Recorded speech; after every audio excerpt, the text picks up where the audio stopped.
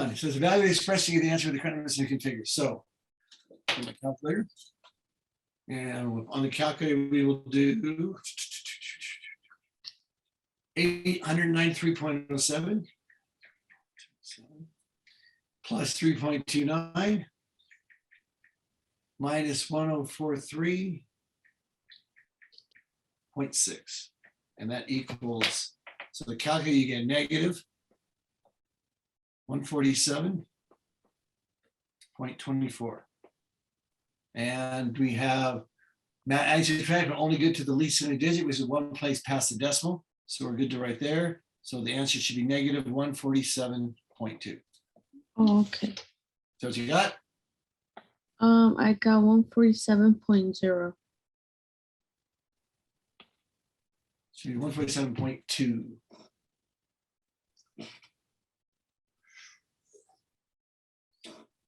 So it's supposed to be only for 3 significant figures. No, that's multiplying and dividing. Adding, subtracting, remember, it's the least accurate number. Okay. Remember, there's two different rules. So adding, subtracting, we have the first number has 2 places past the decimal. The second number has 2 places past the decimal, but the third number only has 1 place past the decimal. So the least accurate number is 1 place past the decimal. So you draw your line 1 place after the decimal. If this number here, that 4 is less than 5, it stays 2. If it's greater than 5, if it's equal to 5 or greater than 5, it goes up to 3. Okay. Okay. So again, remember, adding, subtracting are different than multiplying and dividing. Another next one. Does that make sense? Yes. Okay, perfect. Next one is 1872. I put the numbers in right. 18.72 times 0.72 equals. So the next one comes out to 13.4784. Now, how many digits do we have? The first number has 4. Well, how many significant digits does the second number have? 2. 2. So we only have 2 significant digits. So we have to round off to this point right here. So this becomes, if this number is less than 5, it stays the same. If it's 5 or greater, it goes up. So it stays at 13. So your answer would be 13. Yes. Got it? Perfect. And the next one is, let's see, 1.33. We'll do all the math first and then exponents. 1.33 times point. Okay, we got 1, but we got it squared. So 1.33 times 1.33, get it twice because it's squared, times 0.73 divided by 1.932 divided by 8.22 equals. So it comes out with 0.081318131,061. Okay, and our exponent's going to be, oh gosh, I hate it when it hits like that. It loses what I just wrote down. So we end up with, how does my hand keep hitting that? I don't know what it's doing. Shouldn't do it. 0.0. What? 813.1061. Okay, and that's going to be times 10 to the something. We got 10 to the negative 2 squared.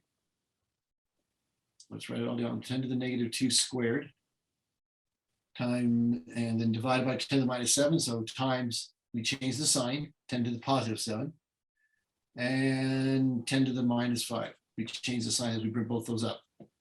So we got 10 to the minus 4, because when you, either adding, it's the same. So when you raise by exponents, you multiply. So 2 times 2 is 4, times negative 4, times 10 to the 7, times 10 to the negative 5. Wait a second, hold on.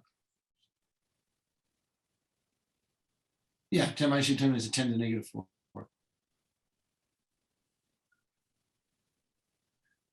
Trying to think of the negative sign if you square it.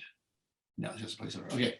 So we get 10 to the minus 4, 10 to the negative 7. So we get minus 4 and 7 is, we got minus 9 plus 7, so 10 to the minus 2.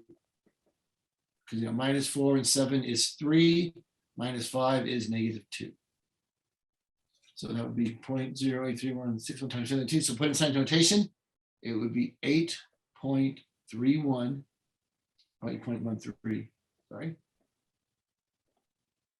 8.131060 times 10 to the, and I've moved this place 2 decimal places. Okay, and I've made that number bigger to make the other one smaller by 2. So 10 to the minus 4. And then we got significant digits. How many significant digits can your answer have? 2. 2. Perfect. So it's going to cut right here. And this number here is less than 5. So it's 8.1 times 10 to the negative 4. Is that what you got? No, I that's not what I got, because I didn't know that I had to add the -2 and then the other exponent outside of the parentheses. Yeah, that's just squared. So you do it twice. If it was 3, it'd be cubed, you do it 3 times. Because what I did, I just did 1.33, and then I squared that. You square that, and you also square the exponent. Oh, okay. You got to square both. That makes sense. That makes sense? Yes. Okay, so this was the answer should be there. Okay. Now, round up each of my numbers to 4 significant digits. So you got 0.0. Is that 3 zeros? Yeah, 3 zeros. And an 8 and a 9. 8, 9, 8, 3, 3, 2, 4. 8, 3, 3, 2, 4. And you want to round that up to 4 significant digits. So the leading zeros are not significant. So 1, 2, 1, 2, 3, you want to round it right to there, right? That gives you 4 significant digits. And you use this number to determine whether we round it up or down. So it becomes 0.0008983. Or you could write it as 8.983 times 10 to the negative, how many places? 1, 2, 3, 4. Either one is correct. If they ask for scientific notation, then you got to put it in that. So a lot of professors and a lot of exams will ask for scientific notation. You just put it in that. Remember, just between 1 and 10. Make sense? Yes. Perfect. All right, the next one was 5, 7, 3, 4, 5, 900. Okay, 4 spaces, you're going to go to 1, 2, 3, you're going to go right here. Okay, and this number is 5 or greater, so the other one rounds up. So we round up to 5, 7, 3, 5, and then 4 zeros. Okay, because they'll have you placeholders. So this 900. So that would be right. Or you could do it, and if it doesn't make sense to you to add the zeros as placeholders, you can put in the sign notation first. Put in at 5.7345900. Okay. Times 10 to the, and I move the decimal 1, 2, 3, 4, 5, 6, 7. Times 10 to the 7. Okay, so that's the number of sign notation. Now you do 4 significant digits. You do right here, and it's 5.735 times 10 to the 7th. If that makes it easier for you, you can do it either way. A lot of people don't like adding these zeros. It makes it confusing to ask placeholders to people, to a lot of the students. So put in sign notation first, and then just do your 4 digits. Makes it so much simpler. Those are the exact same numbers. Either answer is correct. Okay. Okay. Yes. All right. And then the other one is 3, 2, 4. 3, 2, 4, 5, 5, 3 zeros. And let's put that in scientific notation. 3.24 55 0 0 0 times 10 to the, and I moved it 1, 2, 3, 4, 5, 6, 7 places again. Almost like 7 places. And for significant digits, we round it to 1, 2, 3, 4. If this number is 5 or greater, it rounds up. So the answer is going to be 3.24. Okay, instead of 5 rounds to 6 times 10 to the 7th.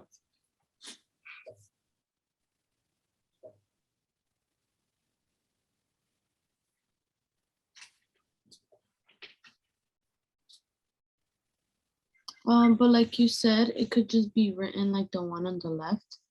Just 3. It could be 3, 2, 4, 6, 0, 0, 0. Let's see, 1, 2, 3, 4, 5, 6, 0. Could be that number also. Okay. Same number, same thing. A lot of times you either put sign notation, or if you want to do the other with 0, that's fine too. Okay. Okay.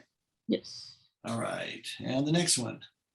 Next one is 22.9996.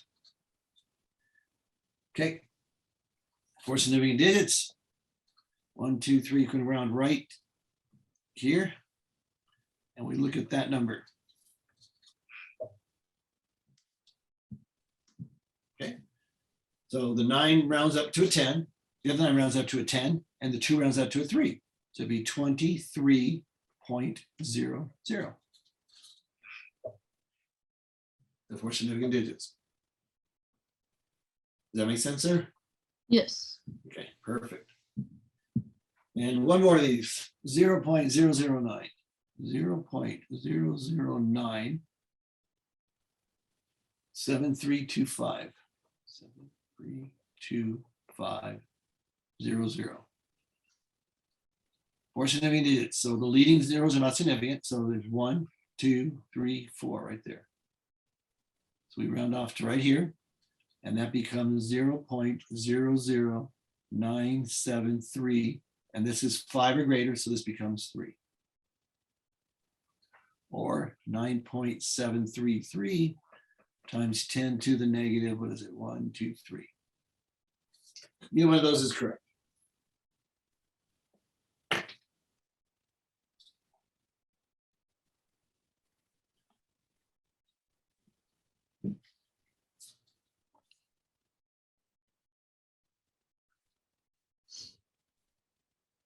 Any questions on those? No. Rounding off, okay. Convert the following to decimal form. 5/10 is 1/2, right? Yes. Okay. 5/100 is 1/20. And divide 5 into both sides. Okay. 5/1000 is 1/200th, I think, right? Where you got 5 goes into that 2, yeah, 1/200. 1/200. Oh, decimal form. I'm Decimal. writing. Okay. Decimal form. First one is 0.5. Yes. The next one is divide by 10 to the 2 places, 0.05. And the next one is 0.005. Okay, those make sense now? Yes. I did them wrong at first. All right, so one decimal form. The other one is 8.7 times 10 to the 3. So it's 8.7. You move the decimal 3 places. 1, 2, 3. So 1, 2, 3. So 8,700 is the decimal form of that. I did it the opposite way. Okay, positive means it makes the number bigger. If it's negative, it makes the number smaller. Okay. And 8.7 times 10 to the negative 3 move the other way. Would be 0.008, right? 700. Oh, no, not 2 zeros again. Get rid of those. Okay. So it's 0.0087. And the other one's 8700.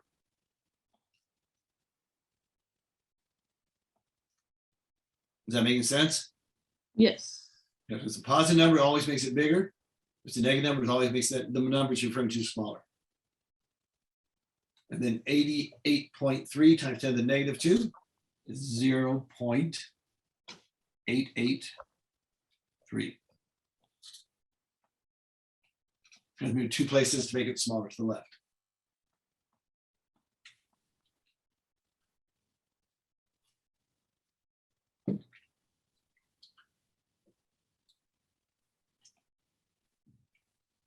Oh, there's one more too. It's on the next page. On my document here. And the next one is 99. That makes sense, this one? Yes. Okay, good. Next one is 999 times 10 to the minus 5. And with the decimal point, 1, 2, 3, 4, 5 positions. So it's 0.00999. The decimal point was right here. We moved it 1, 2, 3, 4, 5, just 10 to the negative 5. So it's 0.00999.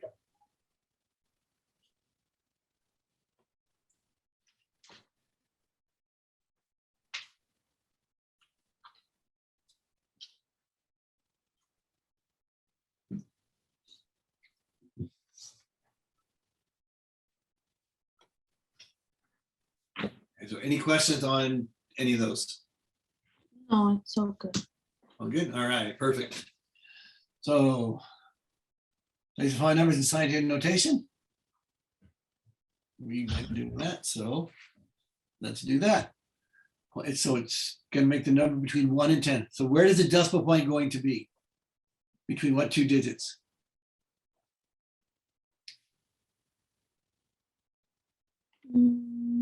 Oh, it's gonna be 3.123. Perfect. Exactly. 3.123 and times 10 to the, we move the decimal point. Let's see. We're making the number bigger. So we have to make the units smaller. So 3.10 to the negative. Any place we move it. 1, I can't see on the screen. 1, 2, 3, 10 to the negative 4. Is that right? Yes. Okay. 3.123 times 10 to the negative 4. 87.9 is going to come out to 8.79 times 10 or 10 to the 1. Remember, 10 to the 1 is 10. 10 to the 0 is 1. Any number raised to the 0 power is 1. So it wouldn't be 10 to the 0, it'd be 10 to the 1. Or you just leave it times 10. Okay. If there's nothing there, we always assume it's a 1. So 987.3 times 10 to the negative 2. It's 9 point, wait, what am I doing? All right, scientific notation, 9.873.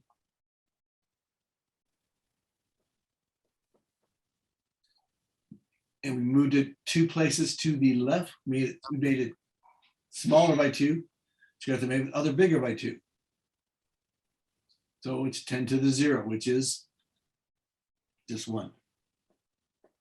Okay. So 9.873. Okay. Yeah, I had a question about that because I did Yeah. put 10 to 0.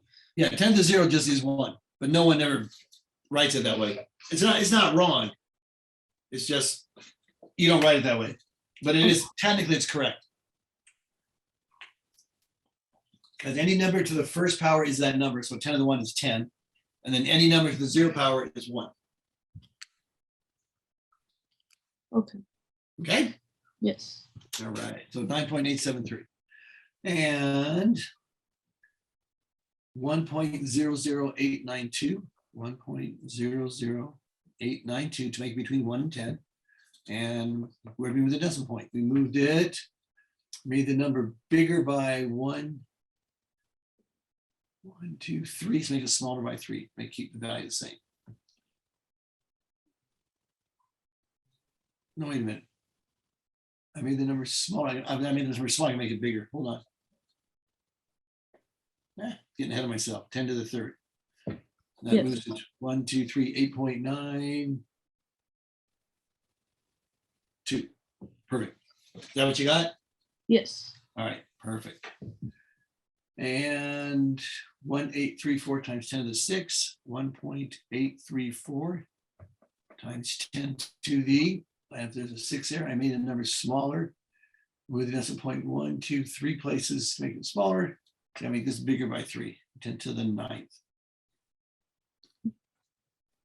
Got that? I did I added the 2 numbers, but then I ended up putting 3. I don't know why. It should be 6 plus 3. Oh, you did minus 3, it looks like. Yes, because I did put 6 plus 3. Yeah, if you move the decimal to make the number smaller, you gotta make the exponent bigger, so it doesn't change the value. If you move the decimal point number bigger, then you make the exponent smaller, so it doesn't change the value. You gotta do the exact opposite, you're not changing the value of your number. So 6.78 and 3 zeros times 10 to the, and that is, we've moved it how many places? 1, 2, 3, 4. Let's say moved it 5 places. So we made that smaller by 5 to make this bigger by 5. So do I need to add all the 3 zeros?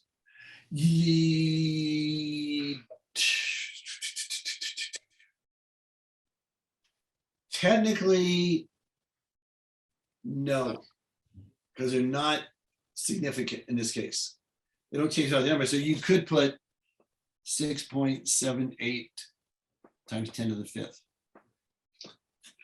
It's hard to tell because they're not significant unless they're measured values. If the number was, if they wrote the number like this, 67800 with a decimal point, then you know those are all significant. Yes. Okay, then you have to put them. Or 0.0, then you have to put an extra 0 on the end of that too, because then they become significant once there's a decimal point. But that would be the correct answer too. Okay. That would not be wrong, but that'd be the correct answer.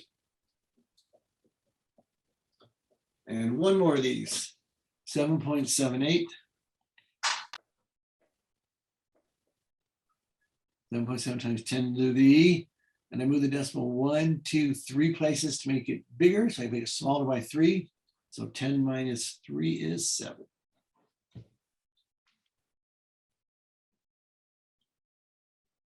Okay. I did it wrong. I added the 2 numbers instead of subtracting them. What do you mean? Oh, okay, because you made the number bigger, so you got to make that smaller. Okay.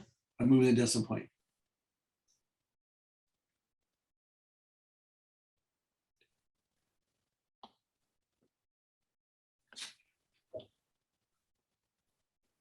Okay, so this one should be 7.78 times 10 to the 7.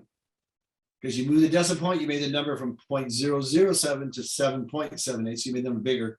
So you got to make your exponent smaller by the same amount you move the decimal point. And we moved to 3 places. So Okay. 10 minus 3 is 7.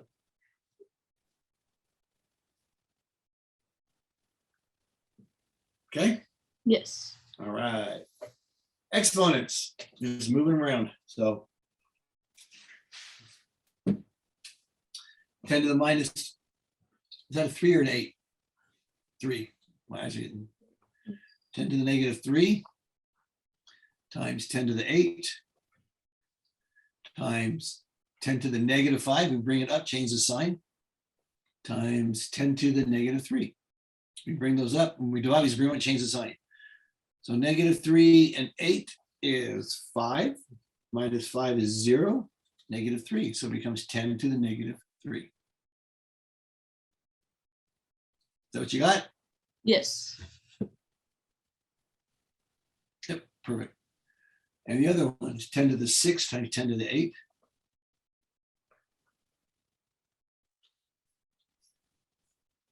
Ten to the minus 5 again. And 10 to the 3rd. Move them up, change the sign. So 6 and 8 is 14, minus 5 is 9, right? Yeah, 9, and then 3 is 12. Is that what you got? Yes. Perfect. You're good on those. All right, perfect. And 2 more problems. Let's solve these. Let's solve our numbers. So we'll do the numbers first. Actually, I'm going to need a calculator. 8 times 3 is 24. 6 times 4 is 24. So that comes out to 1. Okay. So it's 1. And then the units are 10 to the 6. And 10 to the minus 4. And move that up 10 to the minus 5. It comes up. And 10 to the 3rd.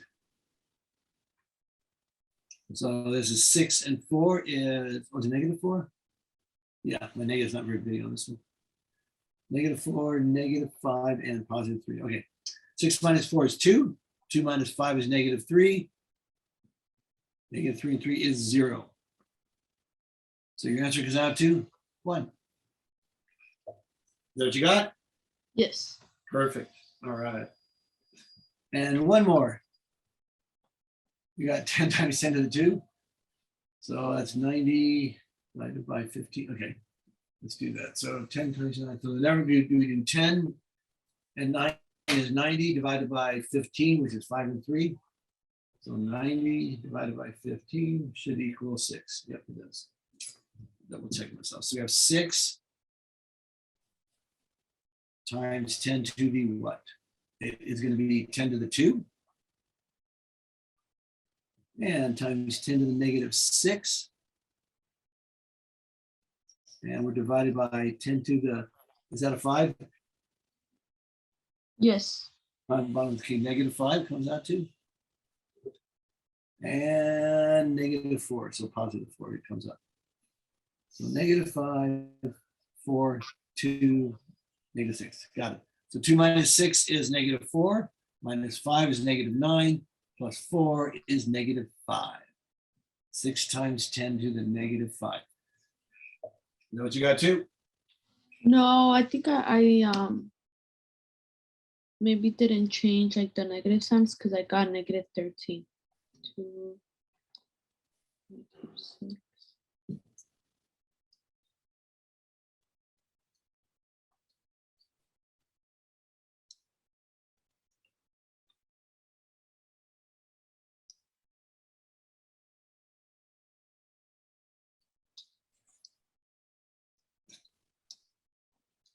Oh yes, it's negative.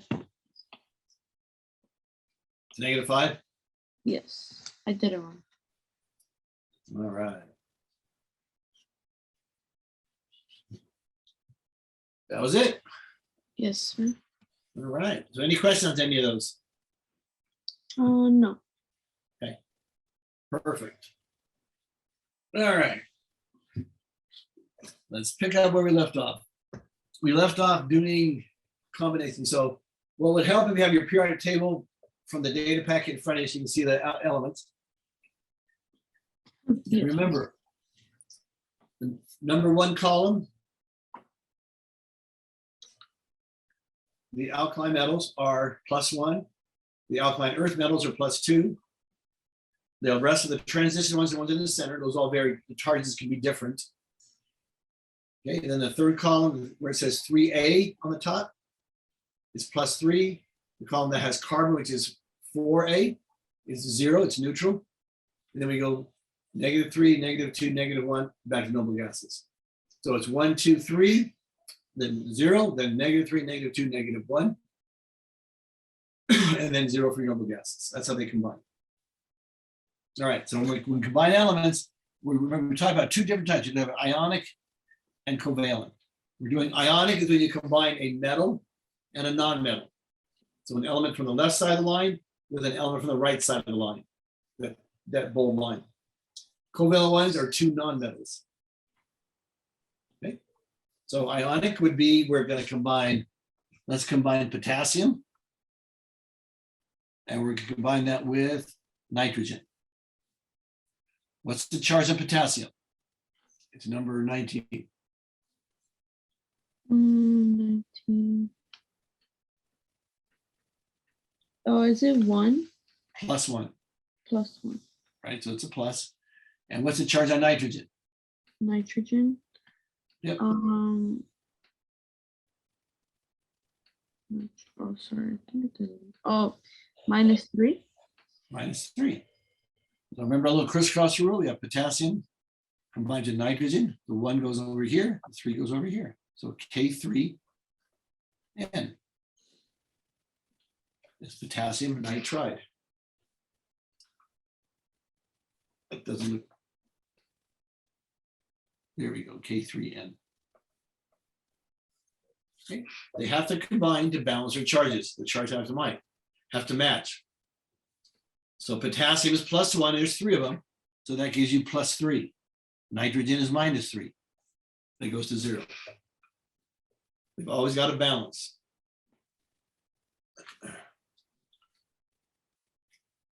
They have to add up to 0. So let's do calcium and fluorine. Let's combine those. What's the charge on calcium? Calcium is number 20. Number 20.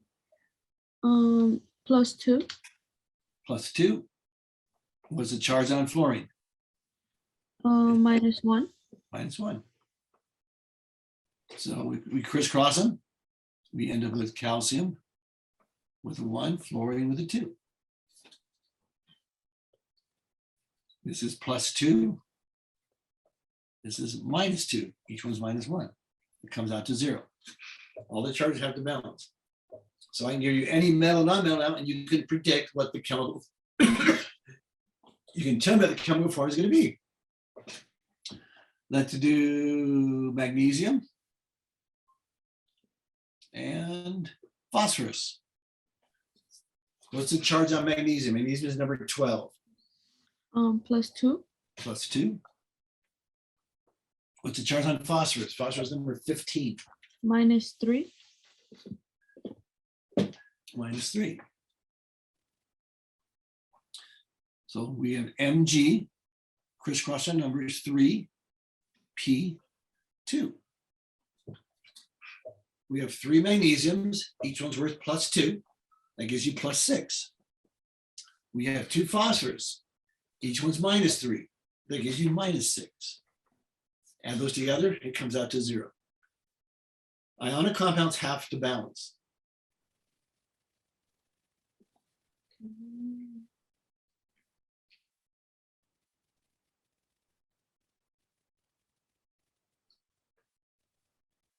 That makes sense? Yes, sir.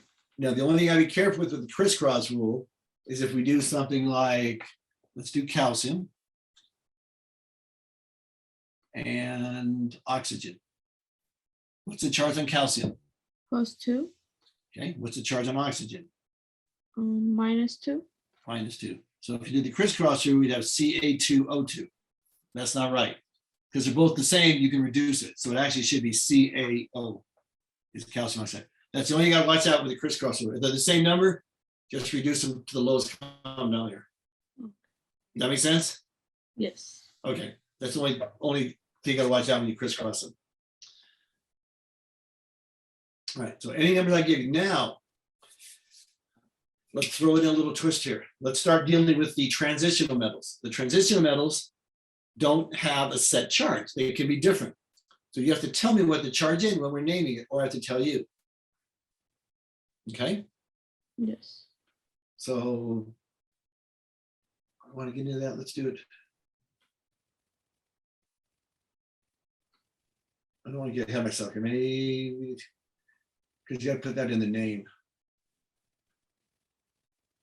Let's wait till we're naming them. We'll bypass that for a second, come back to it. We're doing the naming. That could make a lot more sense to you then. but everything has to balance, just like we've done before, okay? Okay.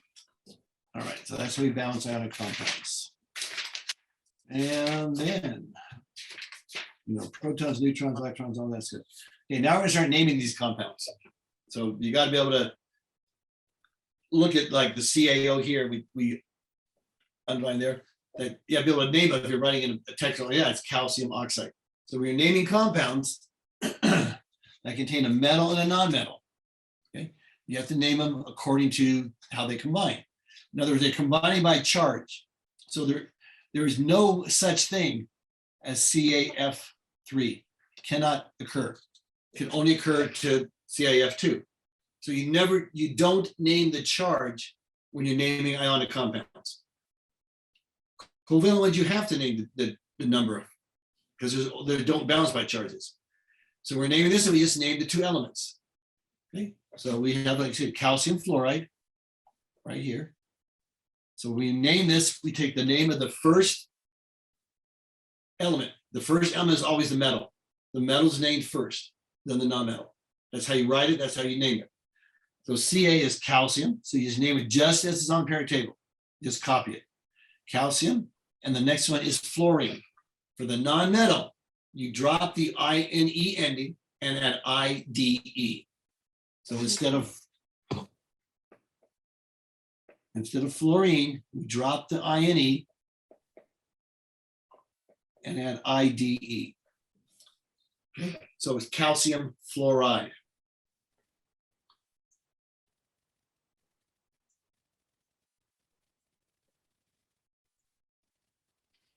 Okay. So the first element, which is the metal, is always named by the name of the periodic table. The second, which is the non-metal, is named by the name of the periodic table, dropping the ending, changing the ending to IDE for anything. So let's name this one here. What's the first element? What's Mg? Magnesium. Yeah, magnesium. And what's phosphorus? This number is 16, right? Yeah, no, it's 15, I'm sorry. 15. Yes, phosphorus. How would you say that? Phosphide. You Oh, change the OS to IDE ending. Remember, everything's just named the IDE ending, where it's just the two elements. This is only for two elements. We're going to change the rules with our polyatomic ions. But for this, just two elements, it's always going to be the second element is the IDE ending. Let's name this one here. This would be calcium, and then oxygen, oxide. Change the ending to IDE.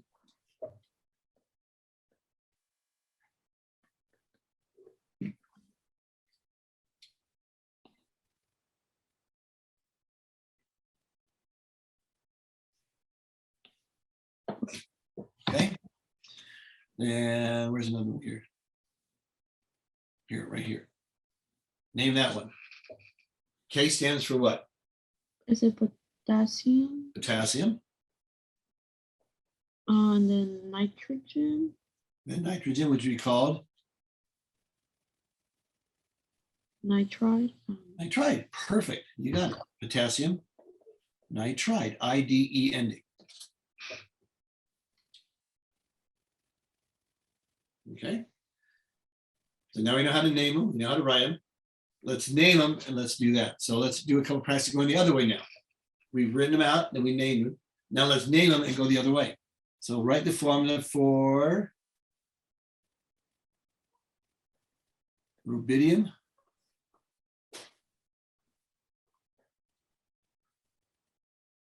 nitride. Okay, rubidium number 37. Got it. Okay, so it would be what? What would the chemical formula be? Can I just say RB? Yep, RB. Big R, little b. And what would the nitrate? What's the chemical symbol for nitride? Just an N. just an N. What's the charge on rubidium? +1. +1. What's the charge on nitrogen?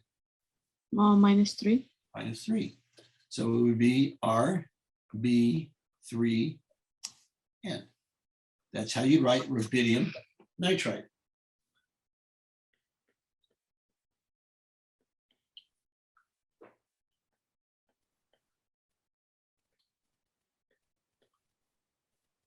Let's do let's do beryllium.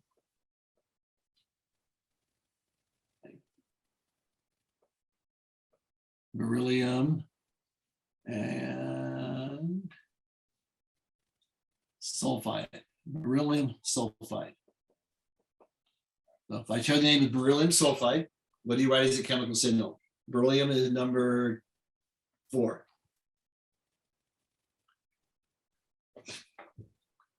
Be. Be. And sulfur is number 16. 16. S. S. Okay, what's the charge on beryllium? +2. +2. What's the charge on sulfur? -2. -2. So you write beryllium sulfide. BeS. Capital B, small e, and capital S. So now you go back and forth between the different types of elements. So you go from English to chemistry, chemistry to English, go both ways now. Let's do barium.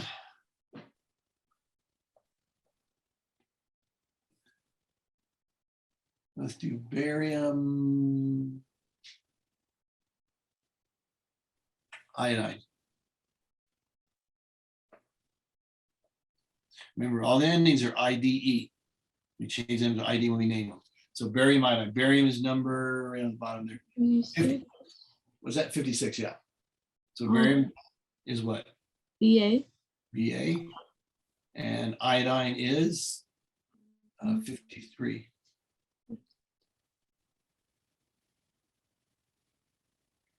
I.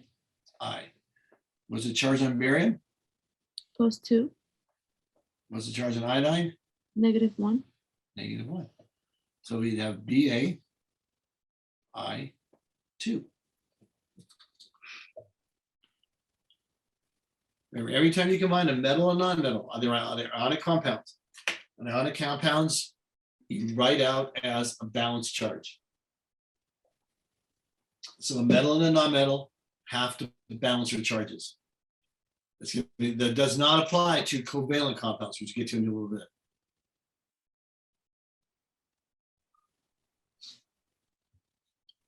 Okay, let's do one more. Then we'll go to the transition metals.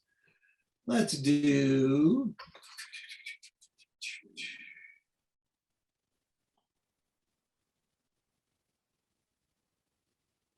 gallium.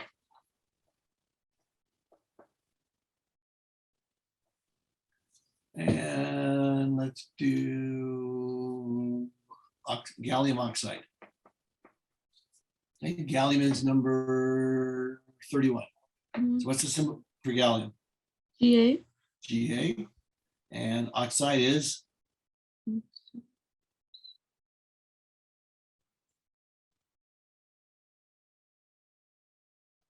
Okay. What's the symbol for oxide? Oxygen is number 8.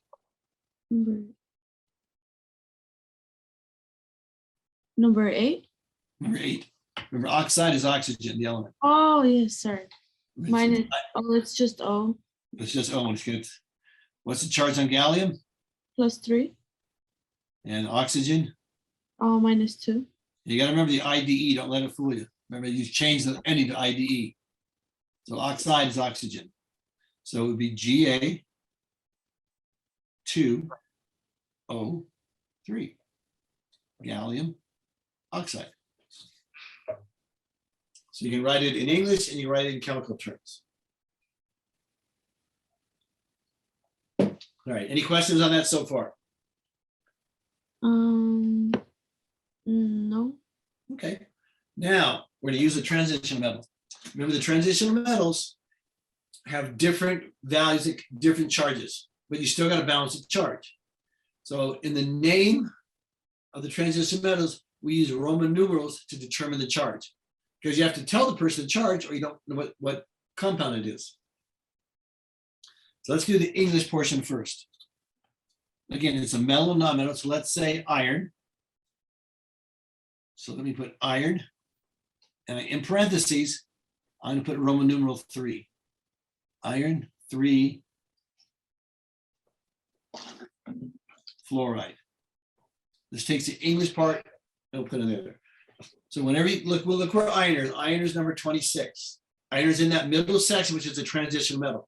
Whenever you have a transition metal, you have to tell me the charge. It's got to be in the name right here.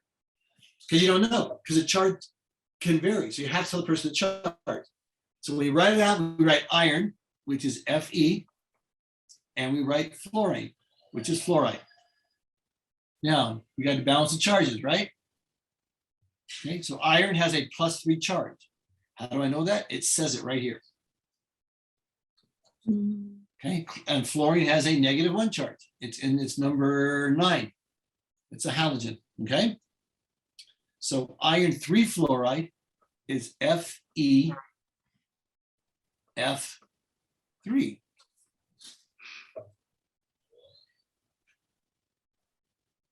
Okay, that's how it balances. Because there's +3 for the iron, and each of the fluorine is a -1 3 times.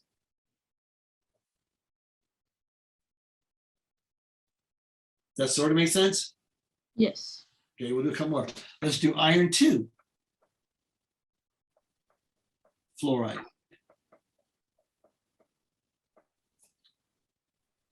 Okay. Again, iron is Fe, fluoride is F. The charge on iron is +2 this time because it tells us right here, it tells us the charge. Okay, and the charge on fluorine is still -1. So you write Fe and you write F, and Fe is, you crisscross the numbers 1 and 2. So iron 3 fluoride is FeF3. Iron 2 fluoride is FeF2. But whenever you're dealing with transition metals, you have to say the number or we don't know. Now, of course, there's always going to be exceptions to that. Just don't worry about it now, but there's the zinc. If you look at the right side of the transition metal, you see zinc, cadmium, and silver. And that little triangle, those 3 there. Zinc and cadmium are always +2. Silver is always +1. It just doesn't. It's not wrong to put it, but those don't change. Those are only 3 in that group that don't change their what's called the oxidation number. All right, so let's do a couple more practice ones. Let's do chromium.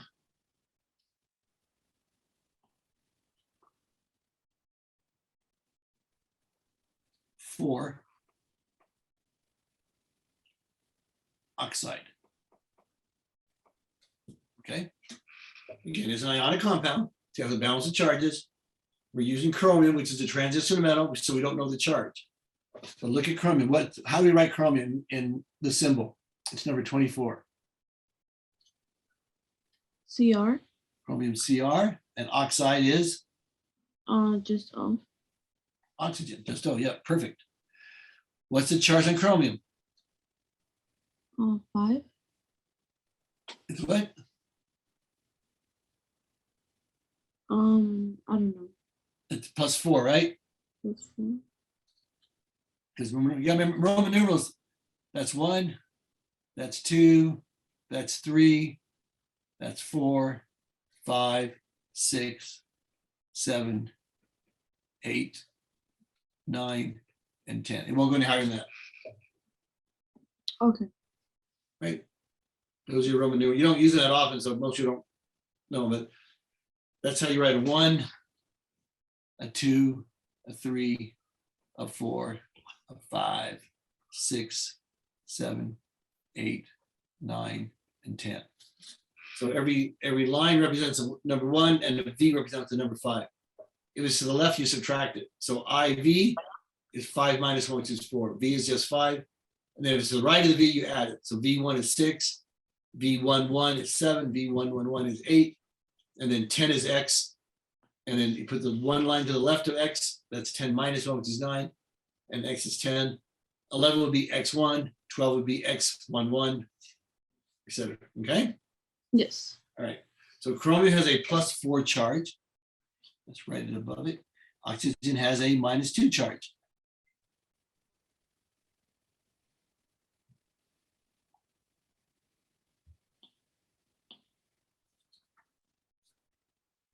Okay.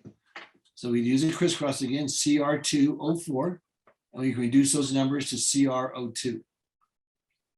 Okay, remember, I'll always do the lowest common denominator.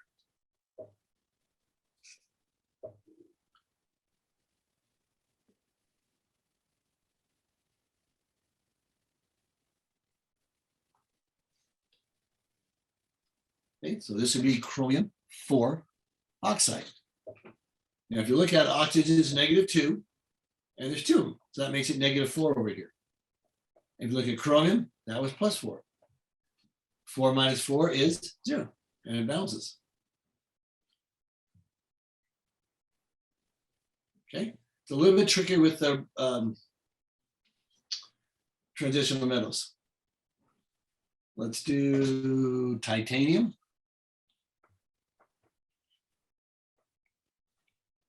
Titanium. Let's do V.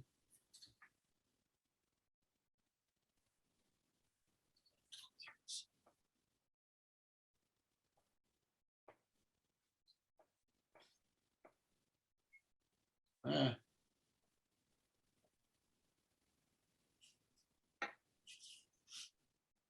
right, let's do titanium 5 phosphide. 5 is a V, right? Yes. Titanium is number 22. So you would write, what would you write for titanium? Ti. Ti. And phosphide is which one? P. P, phosphorus. Mhm. What's the charge on titanium? 5. Charge is +5. Metals are always positive. The charge on phosphorus is -3. -3. So crisscross them, you get Ti3P5. That's titanium 5 phosphate. Now, you can always double check your work. Titanium has a 5 charge, so 5 times 3 is +15. And phosphorus is -3. 5 times -3 is -15. Add those together, you get 0. So this is titanium 5 phosphide. You got to put the number there. You don't know what the charge is going to be because they're transitional.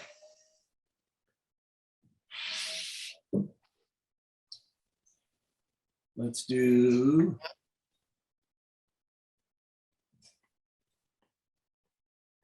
copper 2 oxide. Okay. Copper is number 29. So how would you write it? Cu. Cu. And oxide is oxygen. What's the charge on copper? 2 plus 2. It says it right in the name. And oxygen is -2. -2. So it's 1 to 1. So copper oxide. That's copper 2 oxide. Yeah, copper would be +2. Oxygen would be -2. It comes out to 0.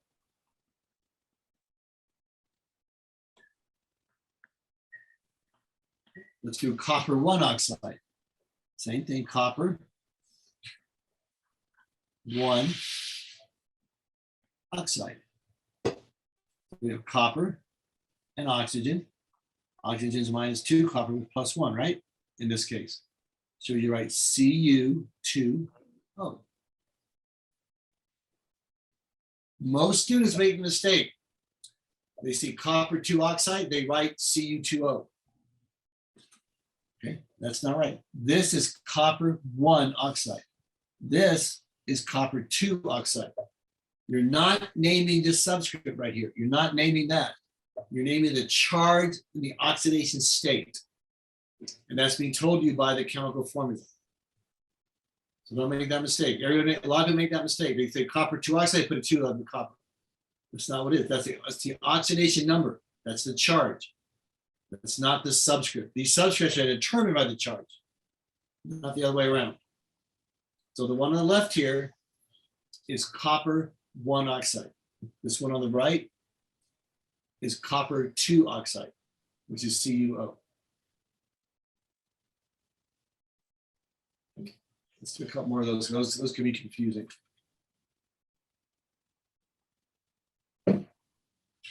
Let's do iron 3 oxide. Okay, I'll let you do that one and then we'll compare it. So go ahead and write the chemical formula for iron 3 oxide.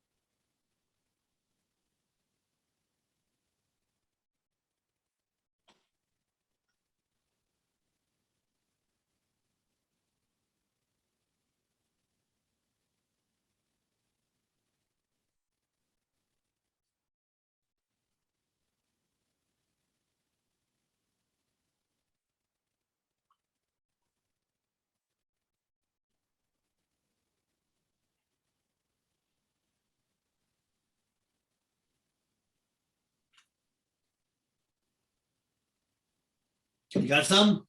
Yes. Okay. So let's do iron is Fe. Oxide is oxygen. Charge on iron is 3 plus. Charge on oxygen is 2 minus. So Fe2O3. Iron 3 oxide. Know what you got? Yes. Perfect. You did better than most students right there. Mhm. Everybody gets confused with those. Good. All right. Now let's go the other way. Let's take the chemical formula and go to the name. Okay. So let's write out, let's see. MO. Let's see. That has a 7.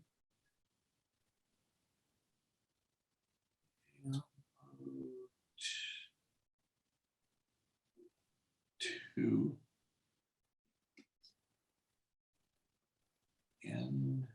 No. OS. 7. Actually, let's make one simpler than that first. I'll go back to that one later. Ah, get rid of those. All right, let's write out.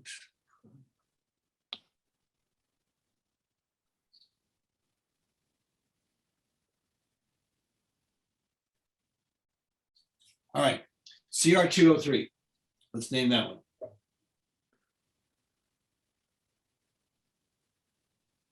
See, look for CR. It's number 24. Chromium Oh, you read it. Chromium. oxide. Chromium oxide. But it's a transition metal. So you have to tell me the charge because the charge is not assumed. So you got to put a Roman numeral in there. Chromium 2 or second one? Not 2. You don't this number here is a subscript. That's not your charge. Oh, Okay, how we have to figure the charge out is do a little math. Okay, we have 2 chromiums, right? yes.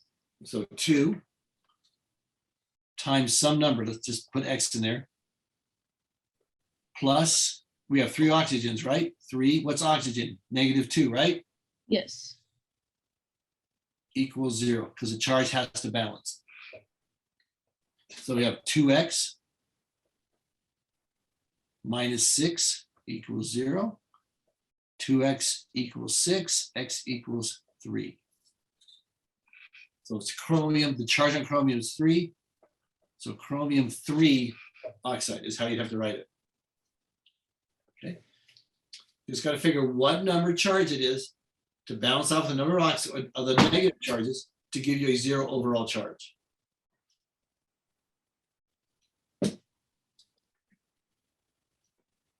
Okay, we'll do more of those. So don't get too hung up on it. But as long as it kind of makes sense right now. Yes. Okay. So we're going back, this is the hard way of doing it. So let's do CuO. Okay, name that one. Cu is Copper copper. oxide. Oxygen is Oxide. oxide. Now, copper is a transition metal, so you got to figure out where the charge is on it.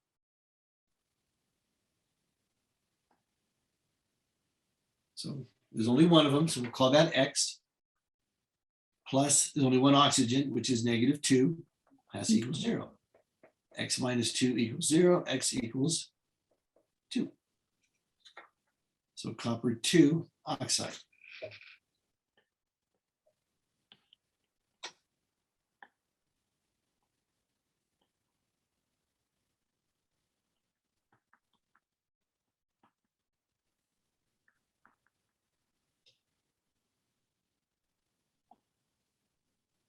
Okay. Yes. Right. Let's do some more of these because these can be tough.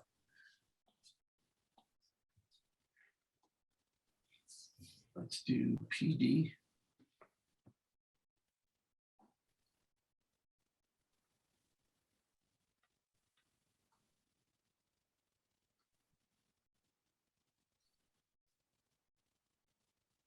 And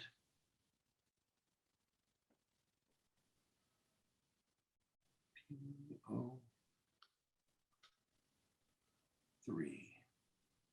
Okay.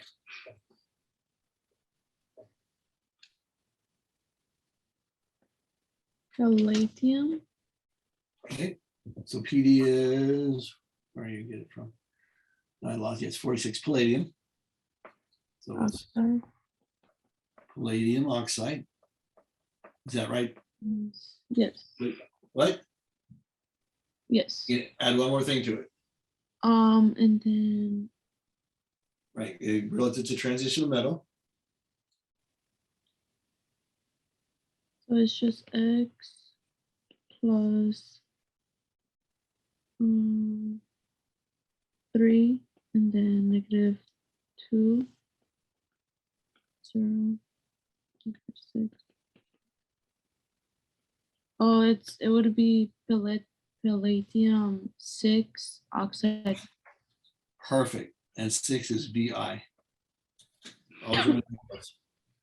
You got it. Perfect. Palladium 6 oxide. So only when there's, so the rules are if it's ionic, it's a metal and a non-metal. If that metal is a transitional metal, you got to put the number in there. You got to have a Roman numeral to determine what number it's going to be because you have to be able to say it. Let's do one more. Make sure we got this. Let's do nickel. Or not, let's do what I was going to do before. Manganese, Mn. It could be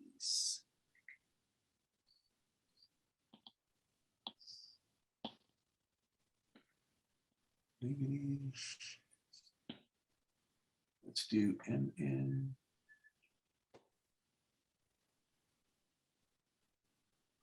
I'm trying to think in advance here. That's manganese.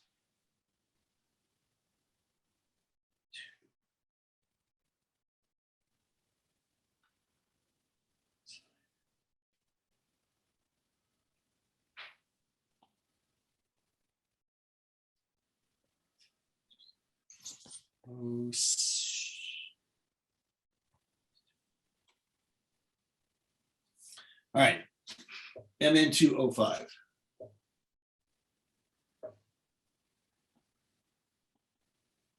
So MN is number 25. I don't know,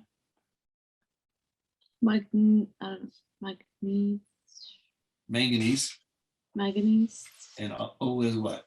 oxygen, oxide. Sorry. Oxide. It's a transitional metal. So you gotta tell me the charge on it. It would be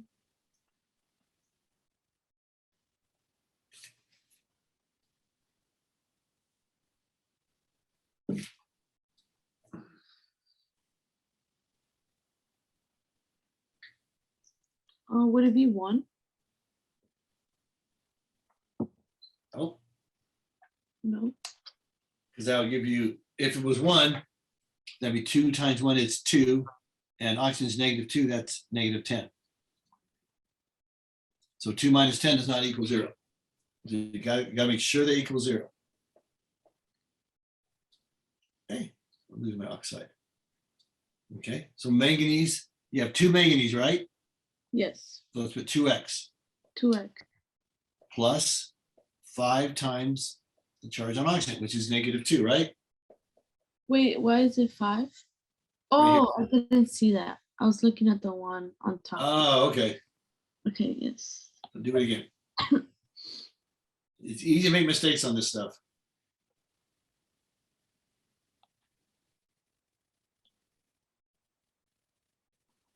Okay. Mm-hmm.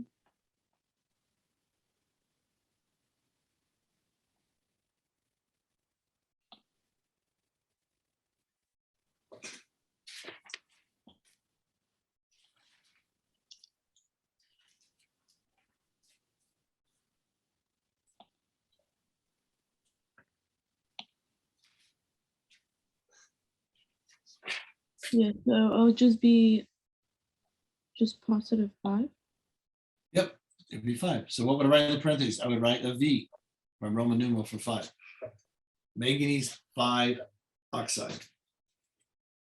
Just a V. Roman numeral V is a 5. Yes. IV is 4, V1 is 6.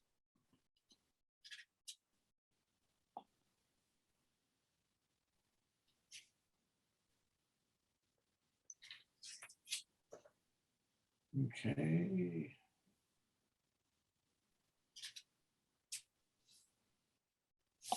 And let's do one more. Let me take a little break. Let's get a good one here.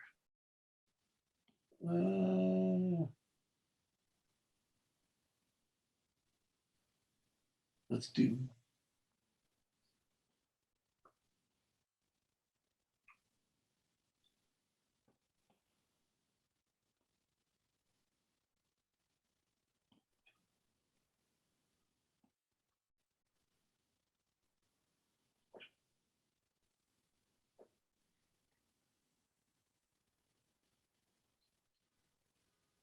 No, that's not what I want. Let's do.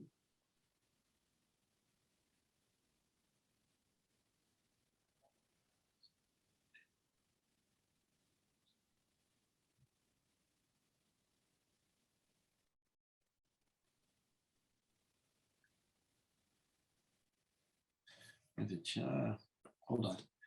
Let's do this. We are.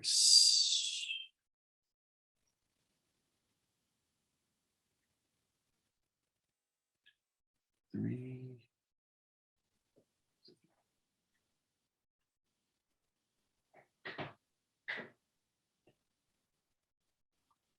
I'm having a hard time thinking this through here. Hold on. Let me write this out here really clear. So.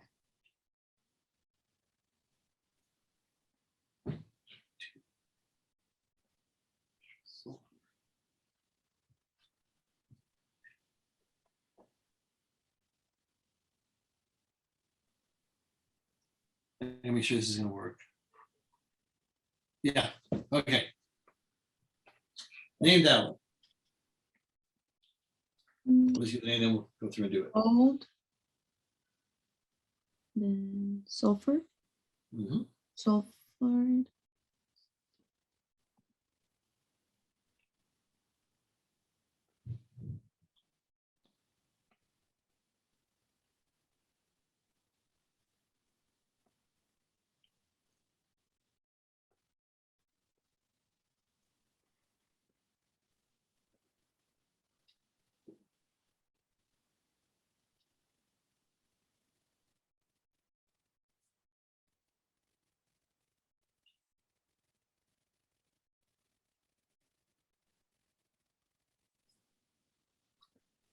Mm.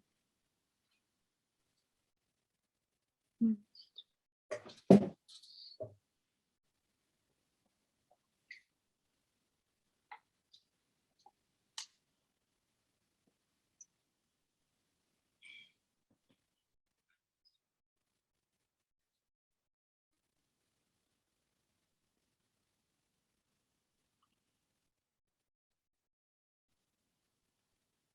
Would it be gold 3? Sulfide. Yep. Perfect. You got it. All right, so now you know how to name all the binary compounds for ionic compounds, metal and non-metal, whether they're transition or not. And then we'll start on the non-metals, which are called covalent compounds. So we talked about ionic compounds. Now we're gonna do covalent compounds. Okay, ionic compounds are a metal and a non-metal. And covalent compounds are two non-metals. Okay. Two non-metals can combine in multiple ways. They do not combine by charges. So you have to name the subscripts. You never name the subscripts in ionic compounds because they have to combine only one specific way. Covalent compounds can combine multiple ways, so you have to name those subscripts how they're combining. We'll give you an example, like most people know CO2 is carbon dioxide. There's one carbon, two oxygens. So di means two. So you have carbon dioxide. The same rules apply for the first element. You name it from the periodic table. The second element, you change the ending to IDE, same as before. But in this case, you do name the subscript, how many there are of each one. And in your data packet, there is a list. I pull it up here. It says covalent compound prefixes. And those are the ones you put in front of the words to tell you how many there are of each one. Mono means one. Di is 2. Tri is 3. Tetra is 4. Penta is 5. Hexa is 6. Hepta is 7. Octa is 8. Nona is 9. And deca is 10. Okay, those are all listed in your the data packet. So they're all written down for you. So you always have to name the amount of the subscript. Now, the only exception is the first element. If it's 1, you never put mono. You do for the second one, but not for the first. So the first element, okay, if there's only 1 there, you don't put a prefix. That means 1. That's not mono carbon dioxide. It's carbon dioxide. But if it was CO, that's carbon monoxide or monoxide. Drop the O. Let me double up. Okay, so if there's a 1 here, you name it if it's on the second one. If there's a 1 on the first one, you never name it. It just has the original name. That's the only exception. Everything else you have to name the compounds. So if we have let's take, let me put my periodic table up to here. Let's leave this to the side. All right, so let's say we have SO2. Okay. Now your first step in naming any compound is to determine whether it's ionic or covalent, because that depends how you're going to name it. So if you look at that compound, you see there's sulfur and oxygen. Those are both nonmetals. They're both to the right side of that thick line. So this is a covalent compound. So you have to name the element and then name the subscripts. So the first thing you would say, that's sulfur. The first one is the name from the periodic table. The second one is the name with an IDE ending, and you have to tell them how many there are of it. So it's sulfur dioxide.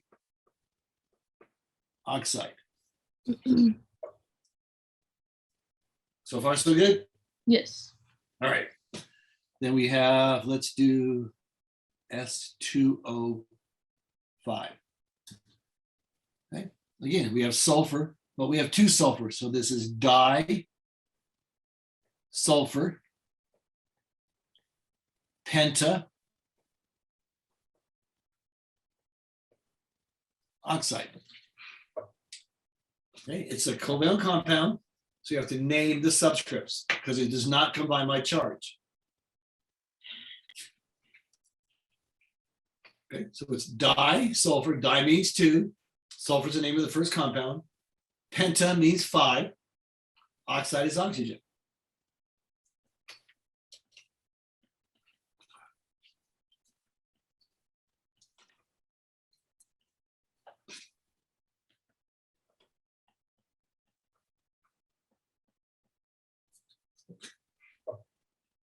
Okay, P4O7.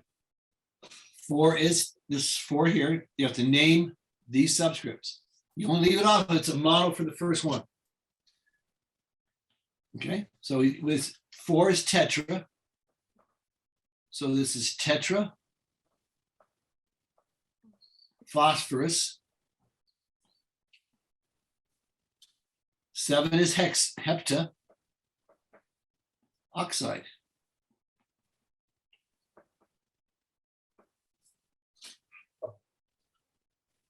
So tetra phosphorus, hepta oxide. The tetra is the 4, phosphorus is the compound, hepta is the 7, oxide is the element.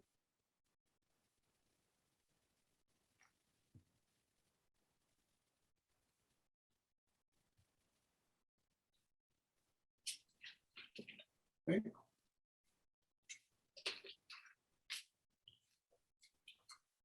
Let's do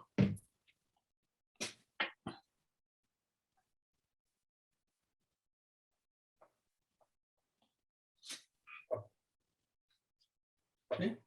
Again, we have two compounds. We have carbon and we have chlorine. Both are nonmetals. Okay.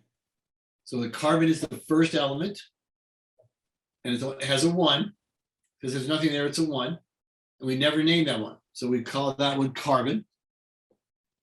So we have a no number here and the number here. Carbon, and then the 4 is tetra, and then chlorine becomes chloride. Carbon tetrachloride, which is what we use in lubricants for all kinds of things. It's a spray we use in automobiles and things like that. Carbon tetrachloride. Okay, so that all making sense? Yes, sir. All right, I'll give you a couple to do and we'll see if we can match those up. So let's put on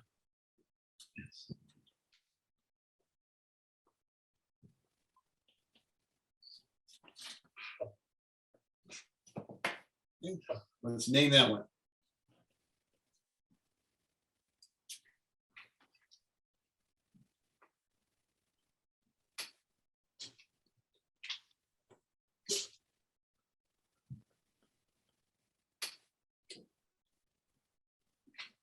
Would it be disulfur? Sulfur? Yep, so far so good. Disulfur.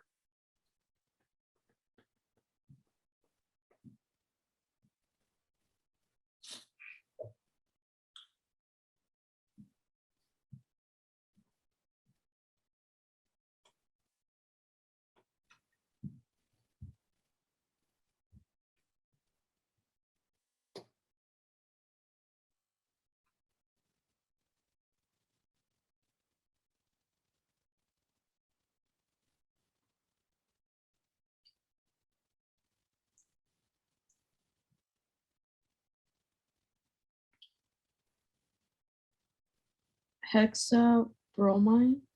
Or bromide? Bromide. Disulfur. Bromide. Hexabromide.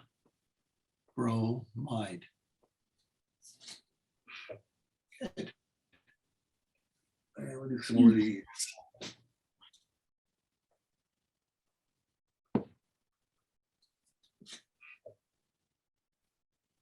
Okay, let's do the next one.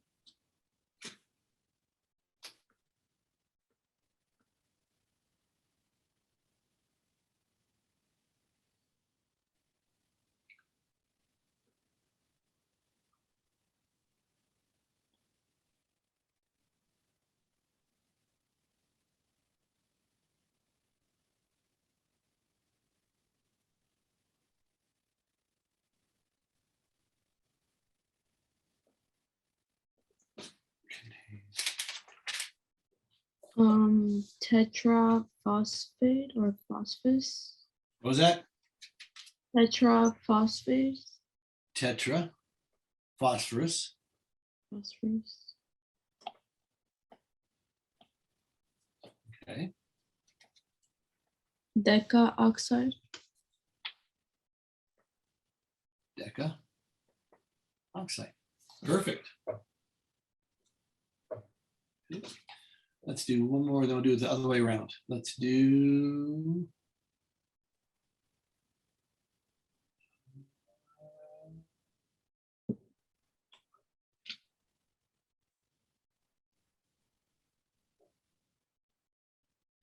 Well, I'll move that. Let's do it the other way.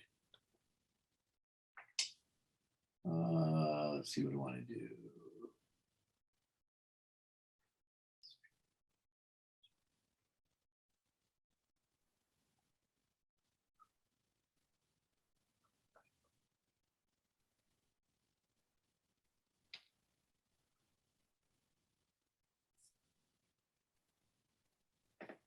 Maybe the other way around. Oh, no, it's still good.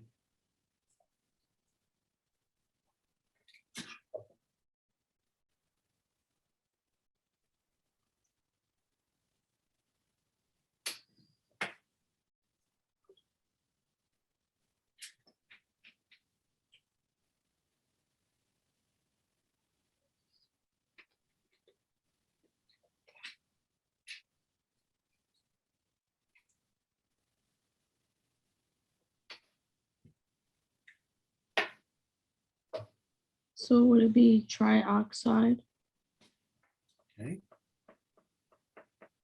and an iodide? Iodide, remember? Yes, diet. IDE ending, octaiodide. Trioxide, octaiodide.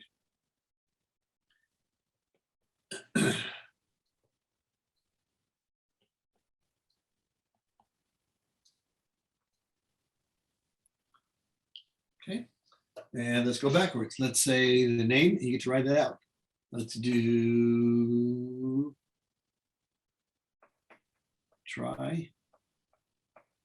carbon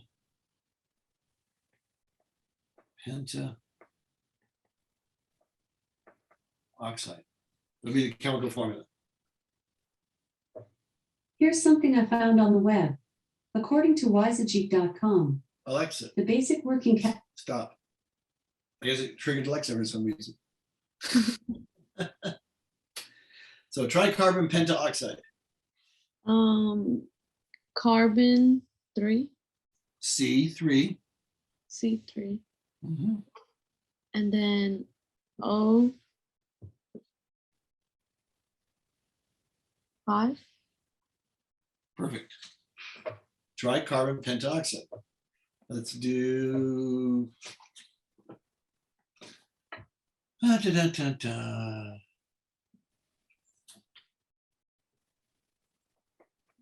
Tetra.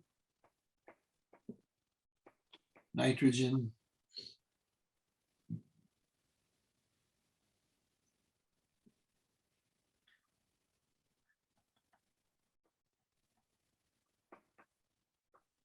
Monoxide.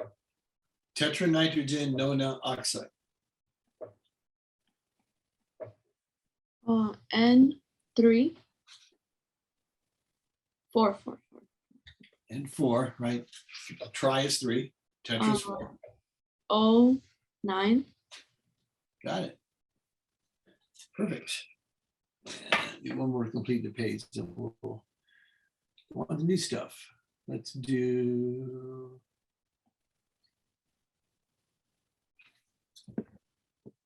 Selenium.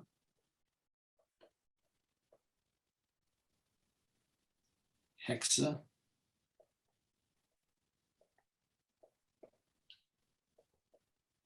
Fluoride. That's an N. Selenium hexafluoride. Selenium is number 34 if you can't find it.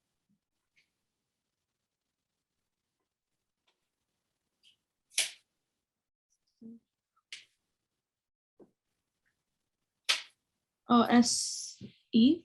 SE, yep.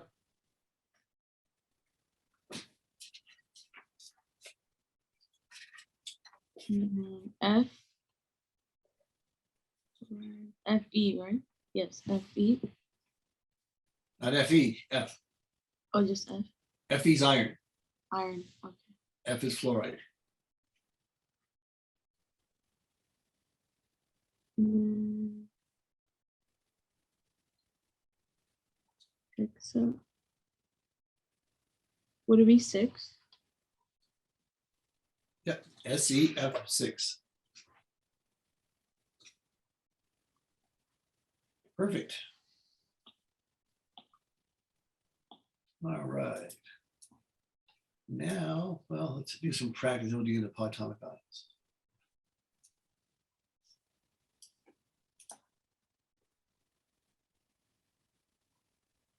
Okay. All right. So let's just run a couple of practice ones here. I'm going to put the symbol and you give me their names. So let's do. Name that one. Remember, the first question you're going to ask yourself is if the compound ionic or covalent, because that determines how you're going to name it.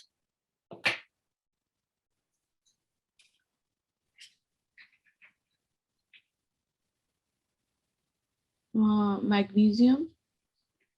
Okay. Chloride.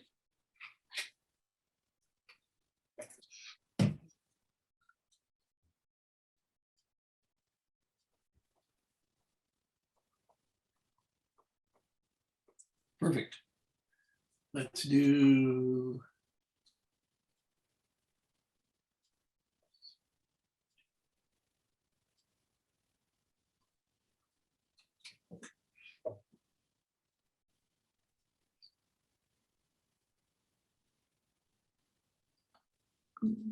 Chromium. Chromium. And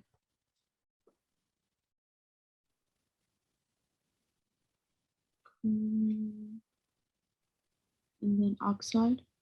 Oxide. Well, because it's a transition. All right. You got to put parentheses. So it would be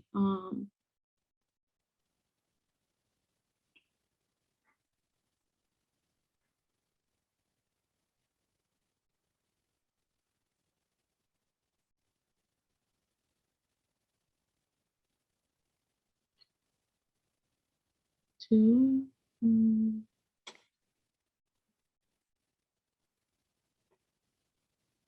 Would it be 3? Yep, sure would.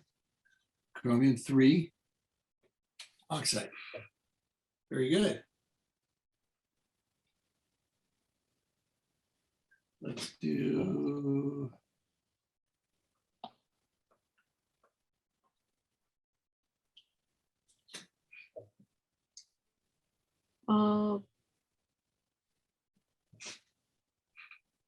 Potassium phosphate. What's the ending? Phosphide. Phosphide, IDE. Yep, perfect. Let's do. Let's pick another one here for.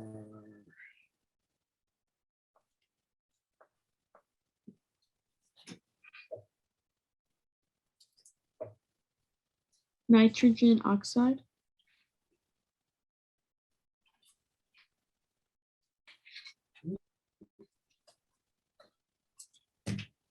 Nitrogen oxide.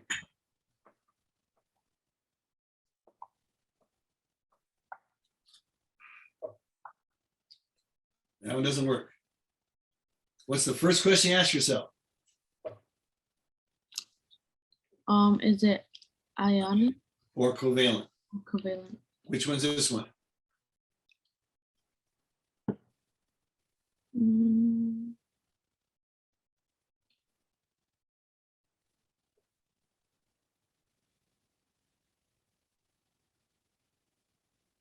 Oh, they're both. I think they're covalent bonds. That's covalent. They're both nonmetals. Yes. So you gotta name the subscripts.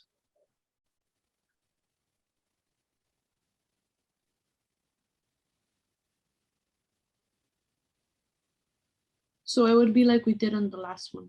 Right, those are covalent. Covalent. Remember, the rules are different for ionic and covalent compounds.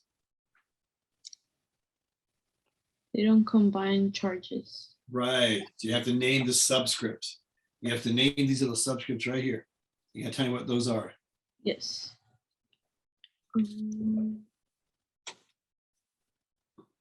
Would it be dinitrogen? Di, nitrogen, Pentaoxide? penta, oxide. Perfect. Perfect. Let's do.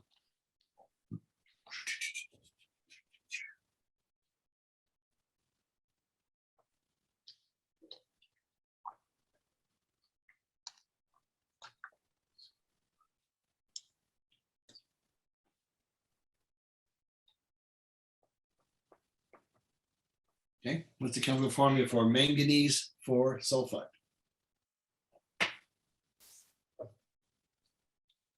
So it would be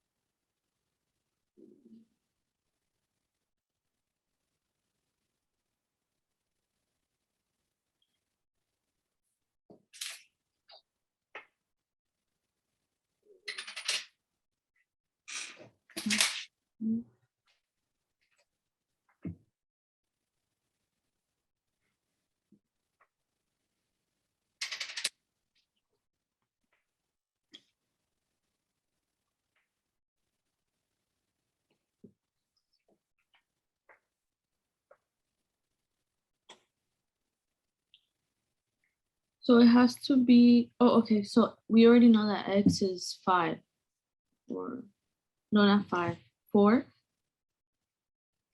So I just have to plug in to find, no, Well, you know it's an ionic compound, right? yes, You know manganese is Mn, right? And sulfur is S. just S, yes. Okay, The charge on manganese is what? Manganese is number Yeah. 25. Yes, 25. So what's the charge on manganese?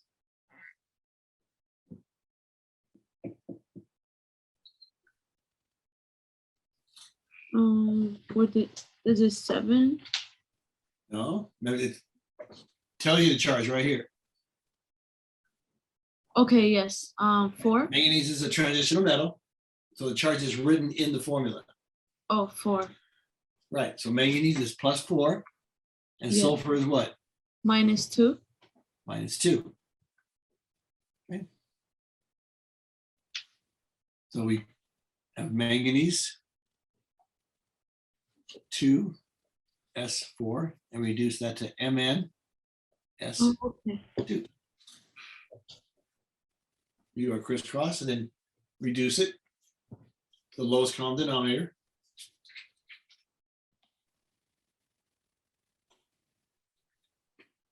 If you want to check it, manganese is +4. Sulfur is 2 times -2, which is -4. 4 minus 4 is 0. And it balances. That's a lot of information at one time, I know. Let's do a couple more the other way around. Let's do.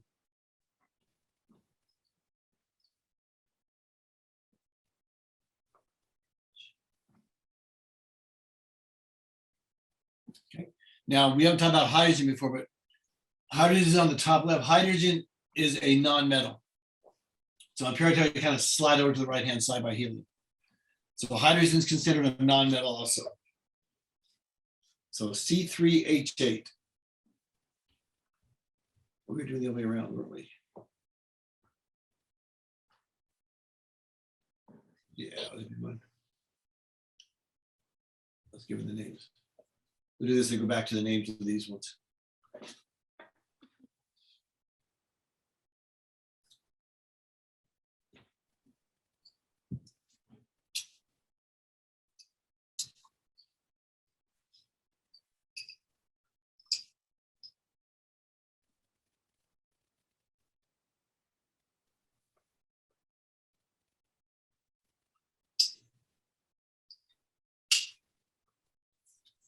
All right, so let's do the C3H8 first. Then we'll do this one second. So name the first one. Carbon. And then that's a H, not a HG. That's H and an 8, letter A, number 8. And then you said hydrogen. H is hydrogen, yep. So it'd be hydride, IDE, where it's the second one. Okay, hydride.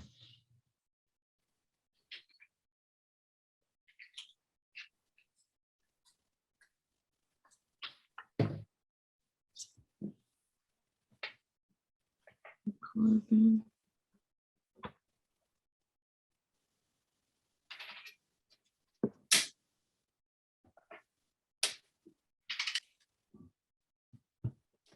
So it's just carbon hydride.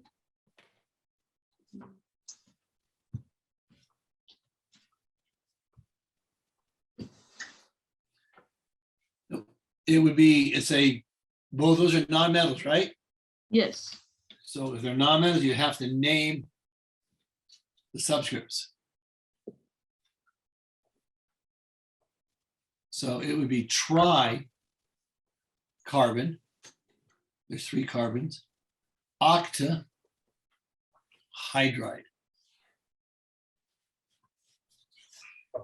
Remember, they're non-metals, you have to name the subscripts.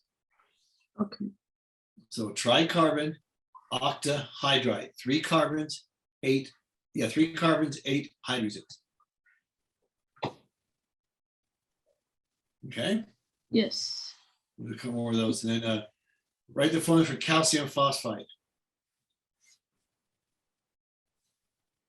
I'll just be Cl. See what? Once, no, that's not it. Calcium is number 20. Ca.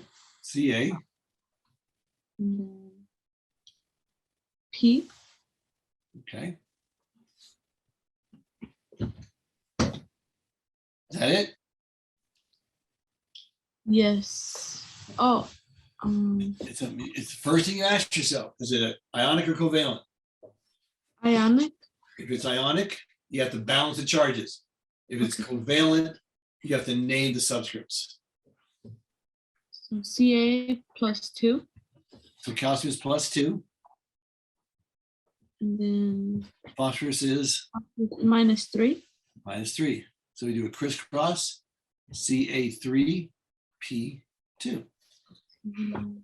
So calcium is +2, that's 3 + 2, which is +6. Phosphorus is -3, there's 2 of those, which is -6. +6 minus 6 comes to 0. That's calcium phosphide. Yes. Okay, let's do, name that one. You can't say water.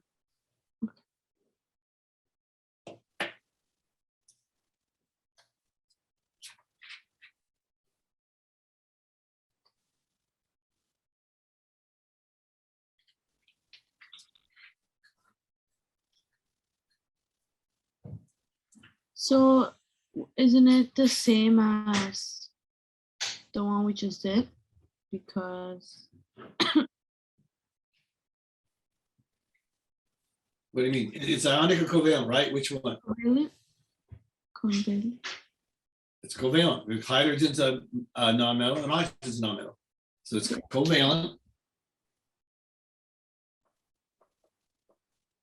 So we have to name, we don't balance the charges, we name these subscripts. Yes. So would it be dihydrogen? Di. Hydrogen, so the first one is always the name on the periodic table, dihydrogen.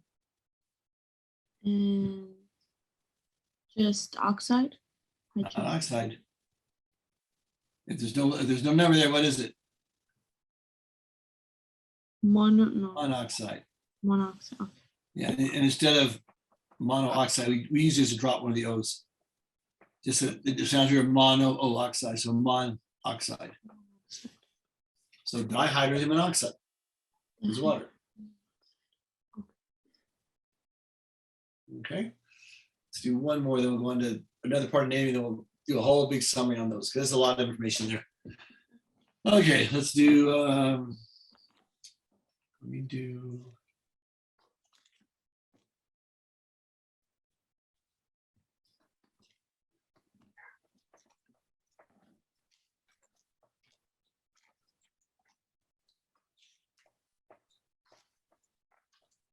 Nickel 3 chloride.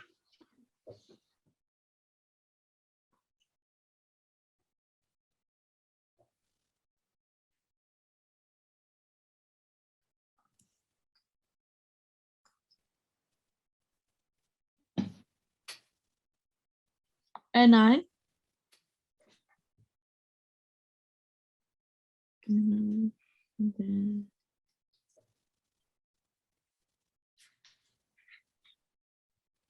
so it'll be Ni3.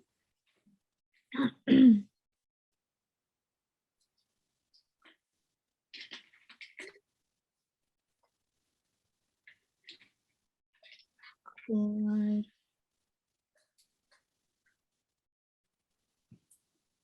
-1, maybe. Wait, so it's Ni. Then what? 3 and then chloride, Cl.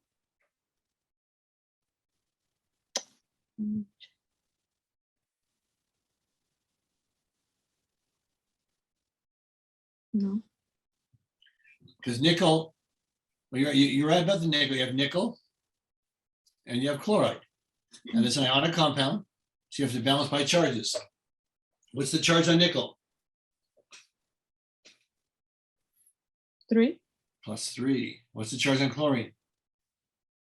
-1. -1. So do your crisscross. NiCl3.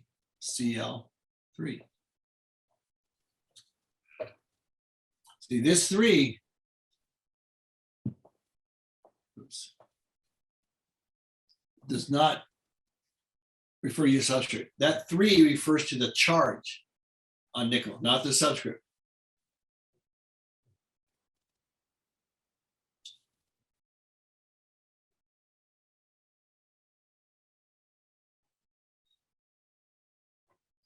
Okay. Does that make sense? Yes. Okay. All right, so your first step, oh, go back for a second, is always to ask, is it ionic or covalent? That's the first thing you're always going to ask yourself. Okay, if it's ionic, then you have to balance charges. Okay, if it's covalent, you have to name the subscripts.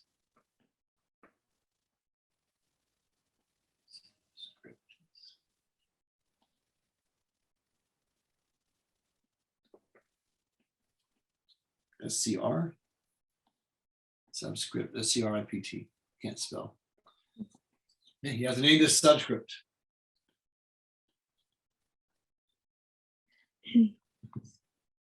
Okay. Ionic compounds are a metal and a non-metal. Covalent compounds are 2 nonmetals. Okay, so ionic compounds, you have to balance the charges. You never name the subscripts.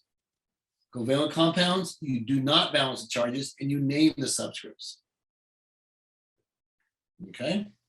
Yes. All right. Now there's one more thing we got to deal with in naming compounds. These are called polyatomic ions.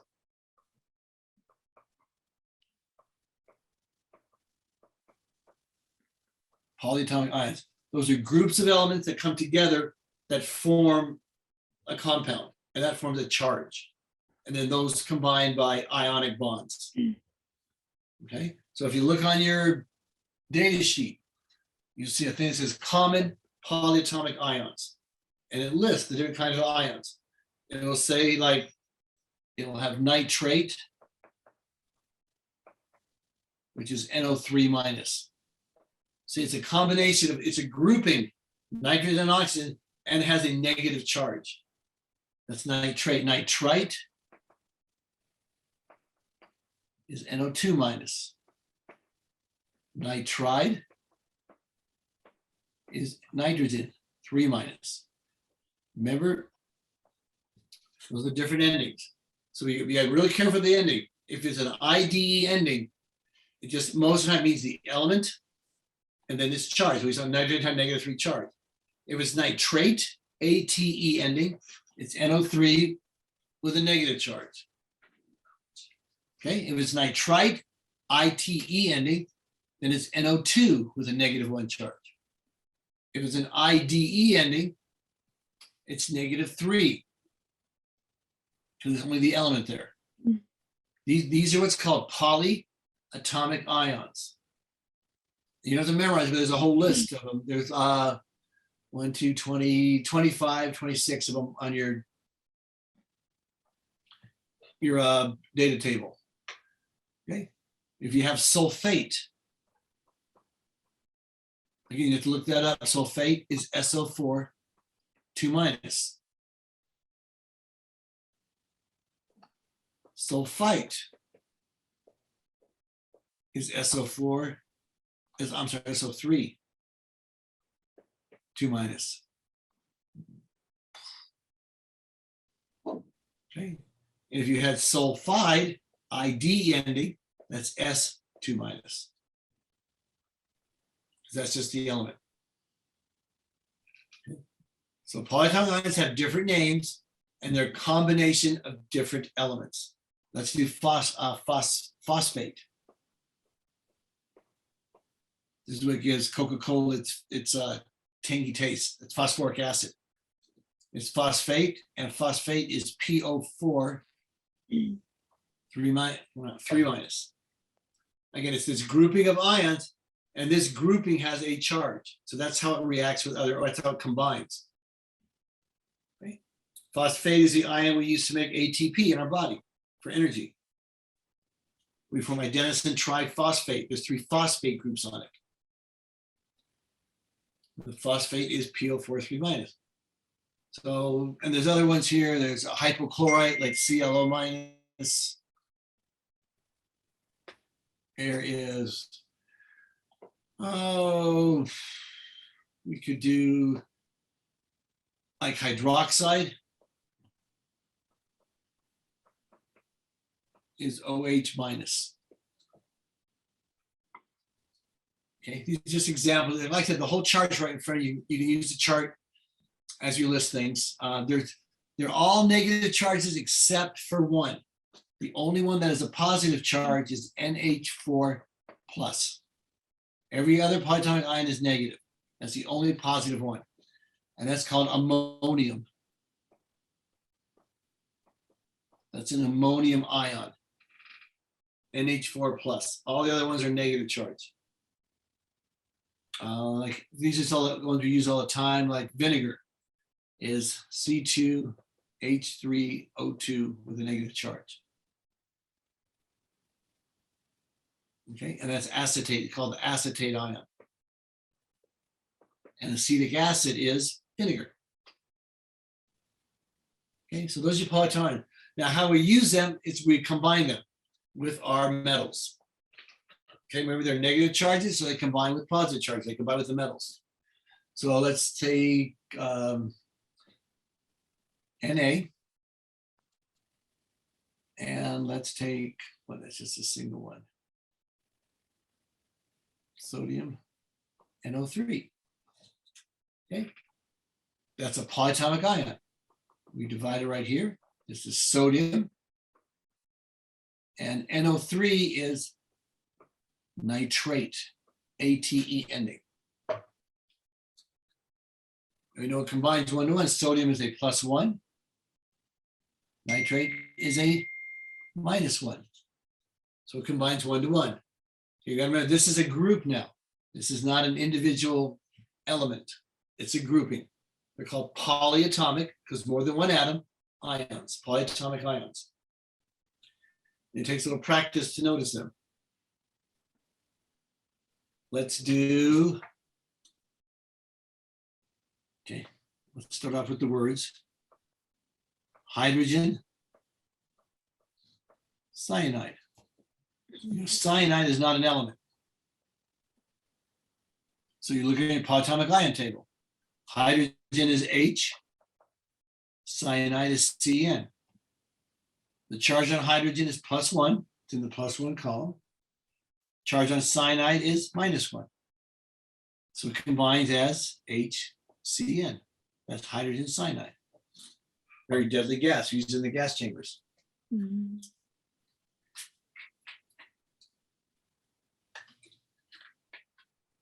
Okay, let's put another one out here. Let's do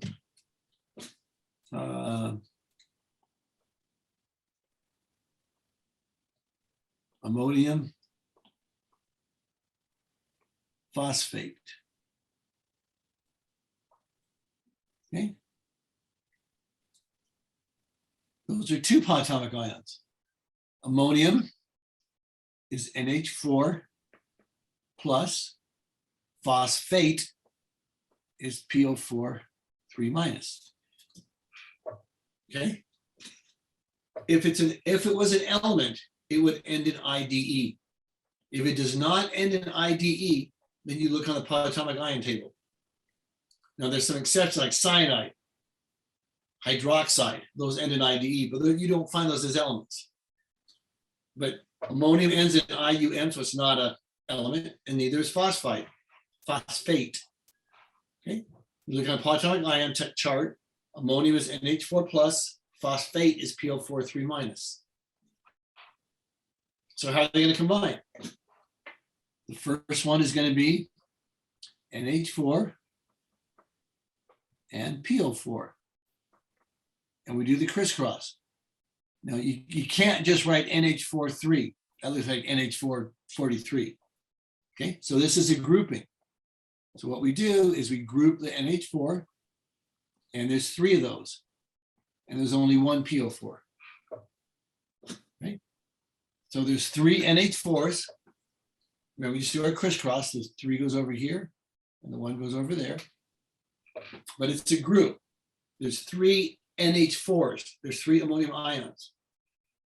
Okay, so in that compound, you would have 6 nitrogens. 3 nitrogens, 12 hydrogens, 1 phosphorus, and 4 oxygen atoms. Because that 3 applies to the entire group. There's 3 NH4 groups. Okay, because the charges have to balance. Okay, let's do magnesium.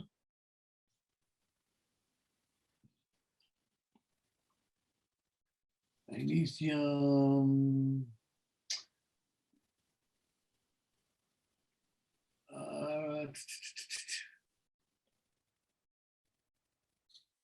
Sulfate.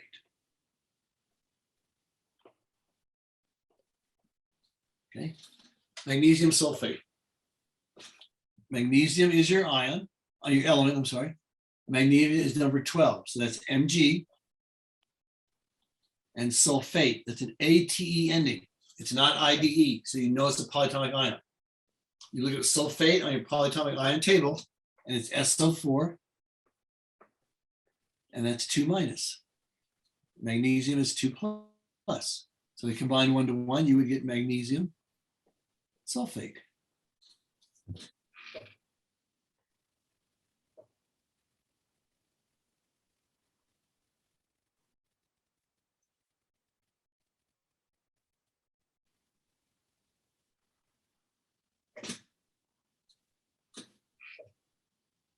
Okay, let's do aluminum. And let's do phosphate.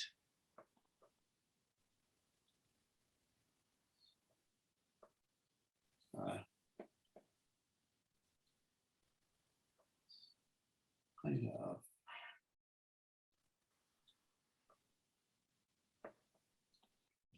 Aluminum phosphate. Aluminum's an element. It's number 13, sorry. And what's the charge on aluminum?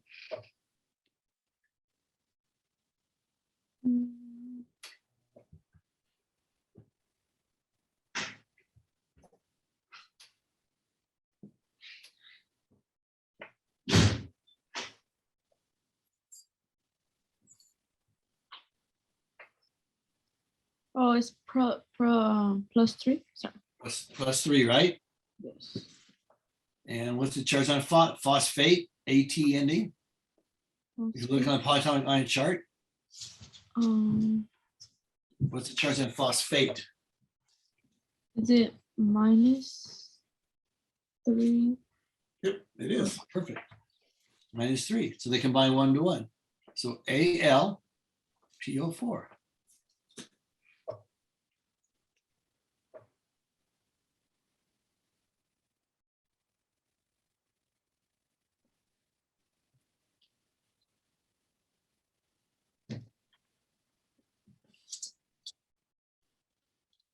Okay. We'll do a couple more and then we'll do the other way around. Then we'll mix everything together. This is the last part about naming everything. And let's say we've got sodium. And let's say we've got peroxide. Okay.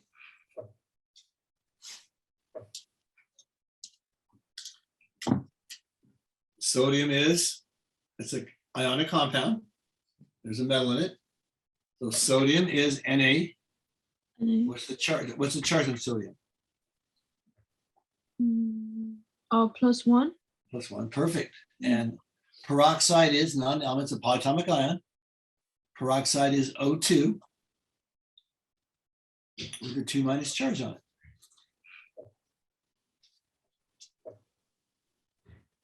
So now we combine them. We do the crisscross. We get Na2O2.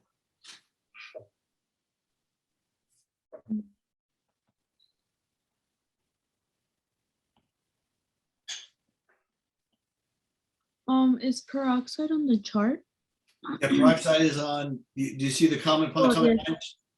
Oh, yeah, I found it. Okay, I wouldn't do that to you. It's confusing enough as this is, because it takes a while to get all this stuff the right way. So let's do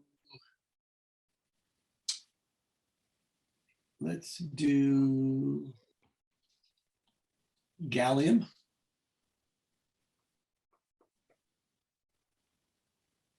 And carbonate.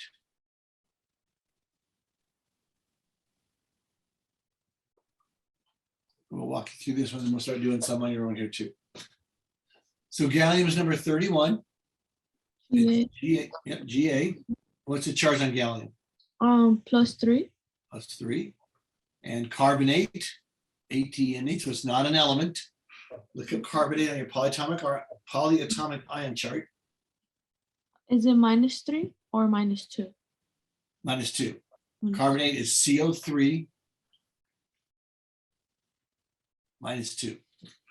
It's because I copied and pasted the whole chart into my paper here, but Right? it appears like it's in my iPad, so it appears as 32. So it's a little confusing. Oh, it's CO3 2 minus. Mm-hmm. Yes. Okay. So we combine it together. G, it's the 2, CO3. It's the 3. Remember, you got to put, if there's more than one, you got to put parentheses around it to tell me it's applying that 3 applies to the CO3 group. You can't just put CO3. And put parentheses around it.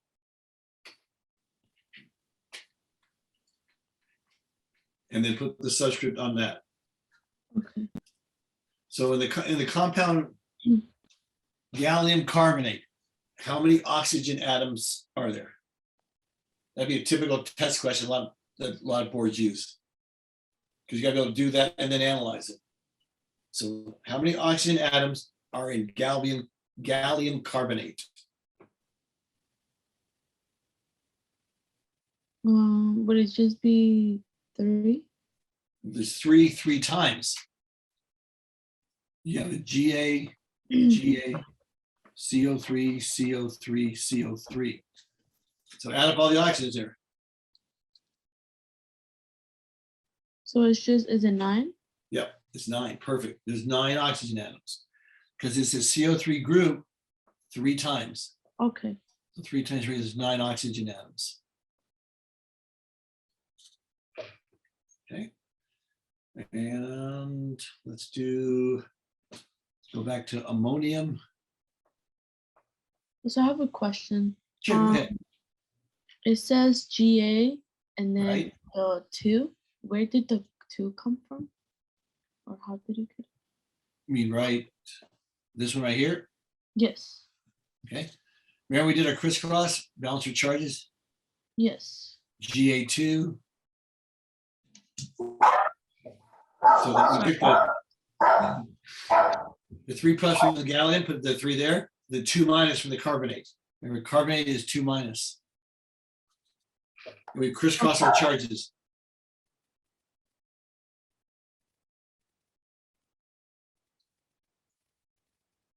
Does that make sense or not? Yes. Okay, because you have gallium is +3. So gallium is 3, and we have 2 of those. That gives you +6. CO3, we have 3 of them, and they're 2 minus. It gives you -6. So 6 plus 6 minus 6 gives you 0. That's why gallium has a 2 there. Because you have to balance the charge because it's an ionic compound. Okay. Okay, Yes. let's try another one. Let's see, what do I want to do here? Let's do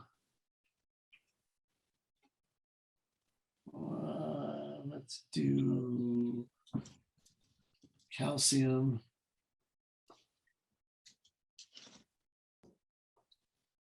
cyanide. Let's you do that one. What's the formula for calcium cyanide?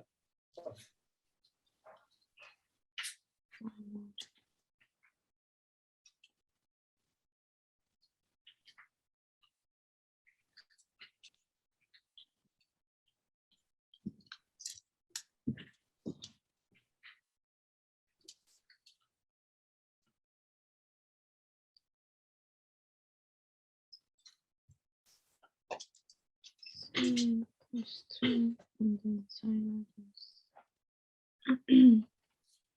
is-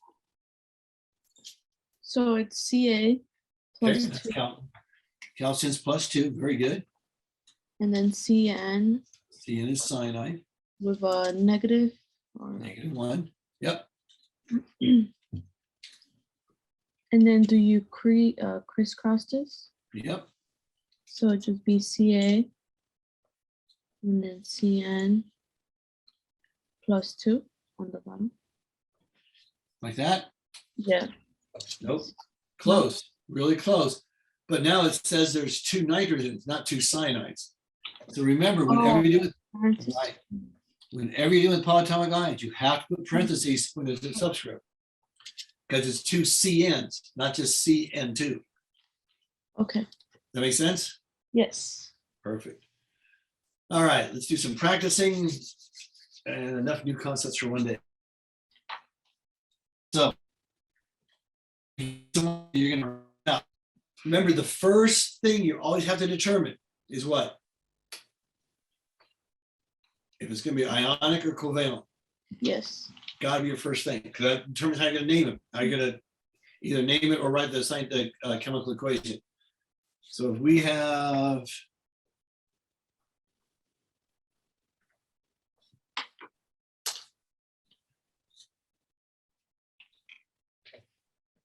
Covalent. nope, ionic. Remember, and once you have a metal, iron's a metal. Once you have a metal, it has to be ionic. Remember, it's a metal and a non-metal is ionic. Covalent is 2 non-metals. So Mhm. once you see a metal, once you see iron, you know it has to be ionic.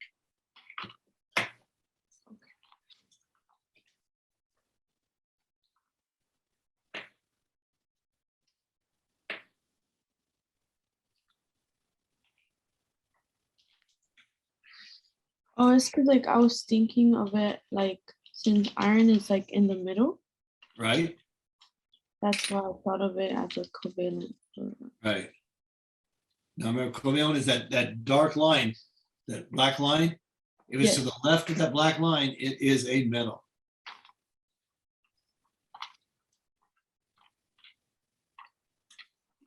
If it's to the right of the black line, it is a non-metal.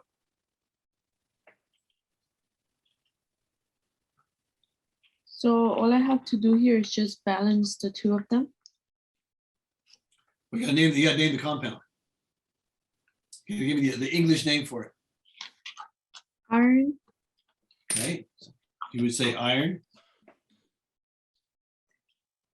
oxide, oxide. Anything else? no. Remember, iron is a transitional metal, Okay. so you have to name the charge because there's no way to tell the charge. So you have to put the Roman numeral whenever there's a transitional metal. So would it be iron 2 oxide? No. Oh, figure it out. Let's see. There's 2 irons, so 2x, whatever your charge is, plus 3, oxygen's -2. That has to equal 0, right? Yes. So 2x minus 6 equals 0. 2x equals 6, x equals 3. So it has to be iron 3 oxide. Okay. You gotta give me the Roman numeral, give me the charge when it is a transitional metal. So let's try another one. Let's try Let's try. What did I write last time? Written the formulas first? Yeah, I'm doing the formulas. So let's do.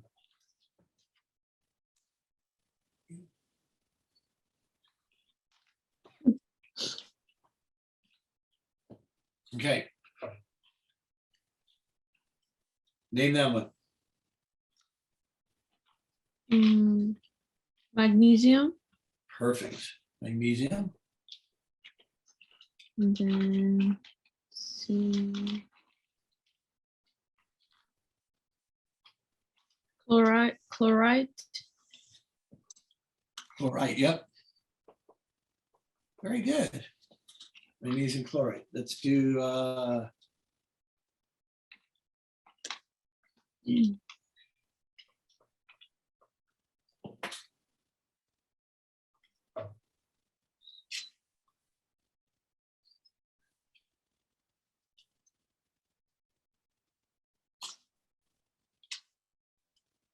Mm,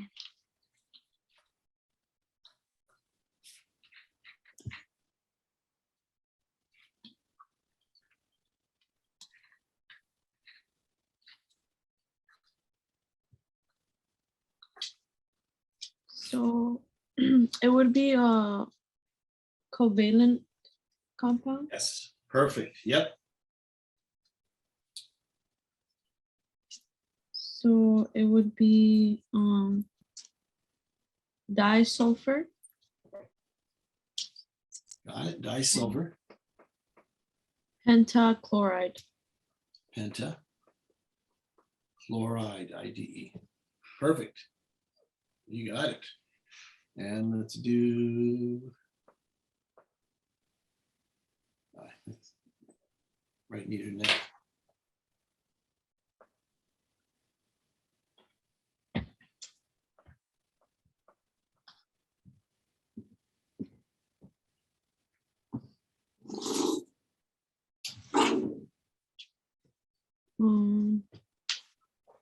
Nitrogen. NI. And I okay. Yeah, it was. Yeah, well, there it goes. Still have it back. Ni3PO4 in parentheses twice. Nickel. Okay. Mhm. What was the other thing be? And then the other thing would be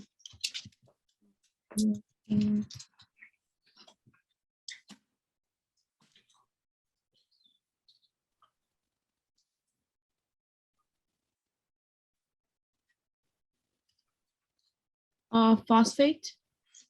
Okay.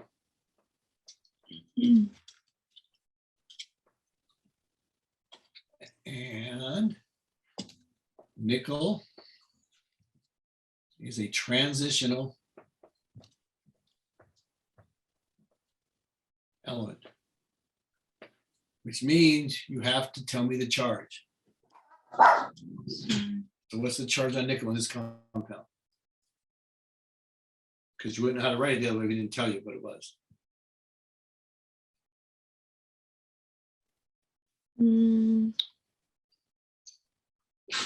Transition.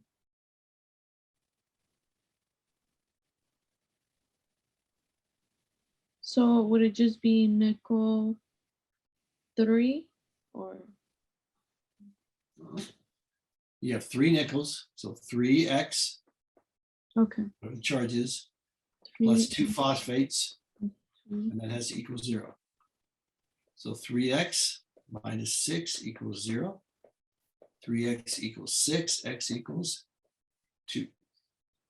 So you got your parentheses in here, and you got to put Roman numeral 2. So Okay. nickel 2 phosphate. Okay. Okay. Like I said, it's hard to figure all these out. Let's do a couple more, then we'll. Oh, enough for one session. Mhm. So let's do the other way around now. Which way was I was doing the. Okay, let's do the English part first. So let's do titanium.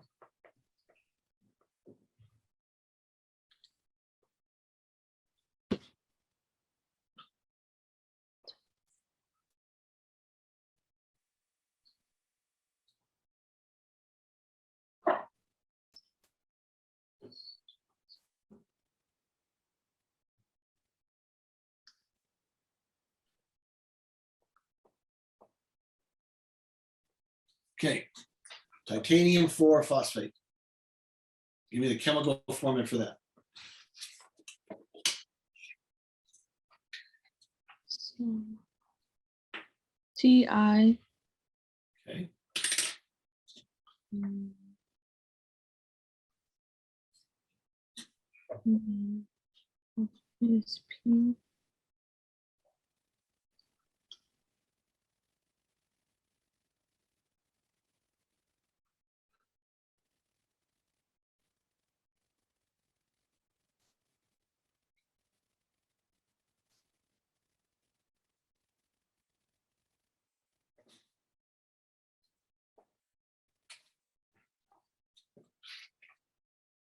So would it be Ti 4?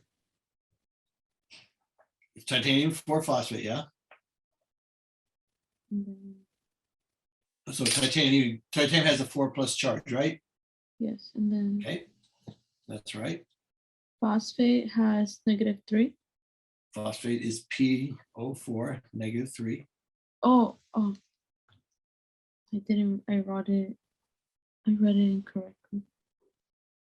Or phosphate is the PO4 3 minus, not phosphorus. That's phosphide. Yes. So how we write that out?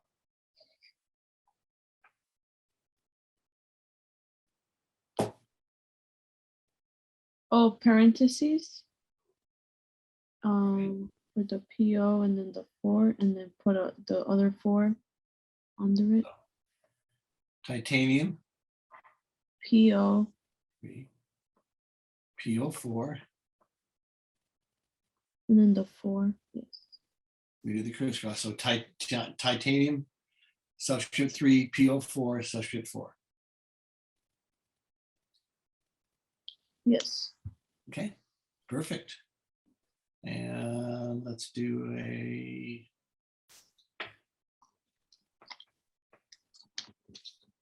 tetra.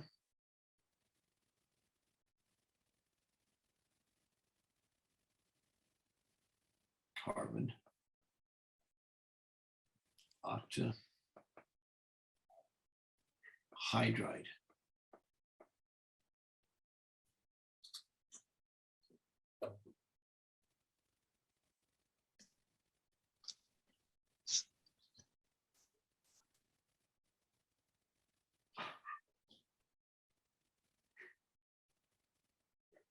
So I'll be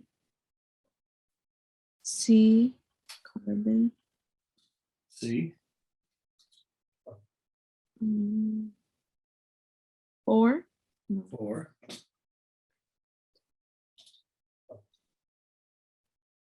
And then H. A. 8. Perfect. Tetra, carbon, octa, hydride. Got it. And let's do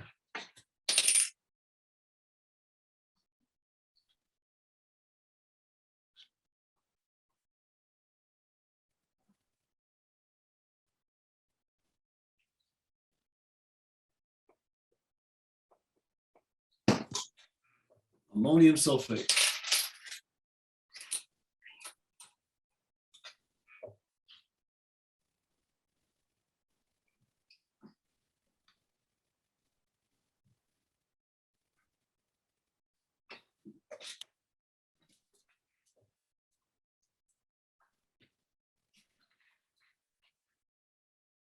Mm,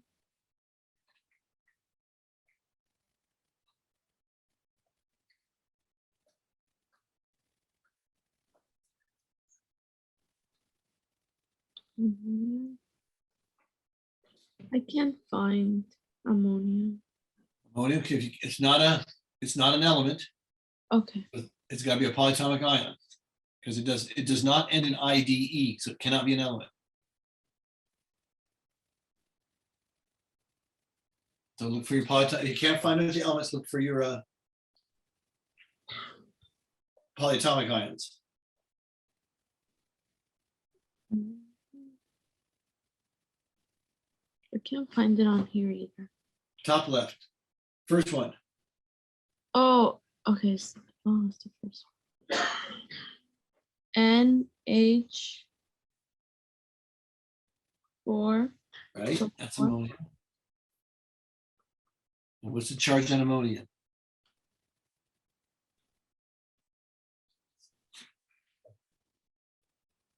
NH4 is plus, right? Plus, it's the only polyatomic ion that has a positive charge. Every other polyatomic ion is negative. Okay. Okay. And then sulfate is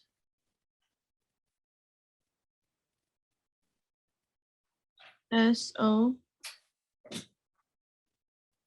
SO4. So 4 -2. Right. Perfect.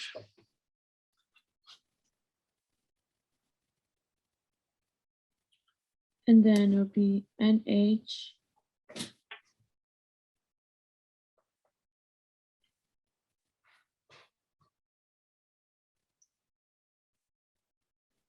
NH -2. What do you mean -2? Because they crisscrossed or no? Right? You don't just bring the number over. It's NH4 is ammonium, right? Yes. And there's 2 of them, so parentheses. Parentheses. Okay. NH4 parentheses twice, then SO4. Parentheses 2.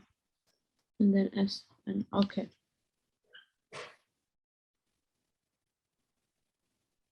That make sense? Yes. Okay. Let's do one more for good measure. Then we'll pick right out here now on Friday. Okay. So let's do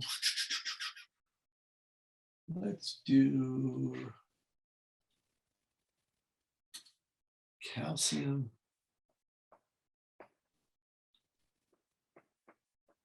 acetate.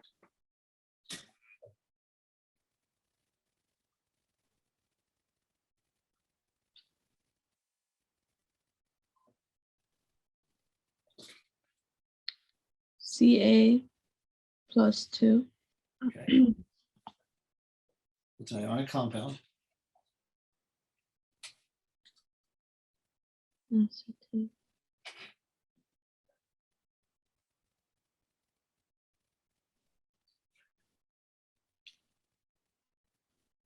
C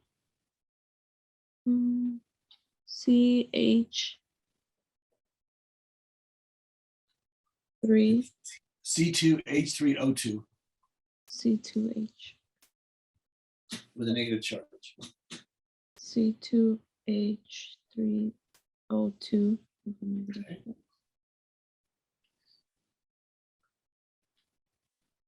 So would it be Ca parentheses 2?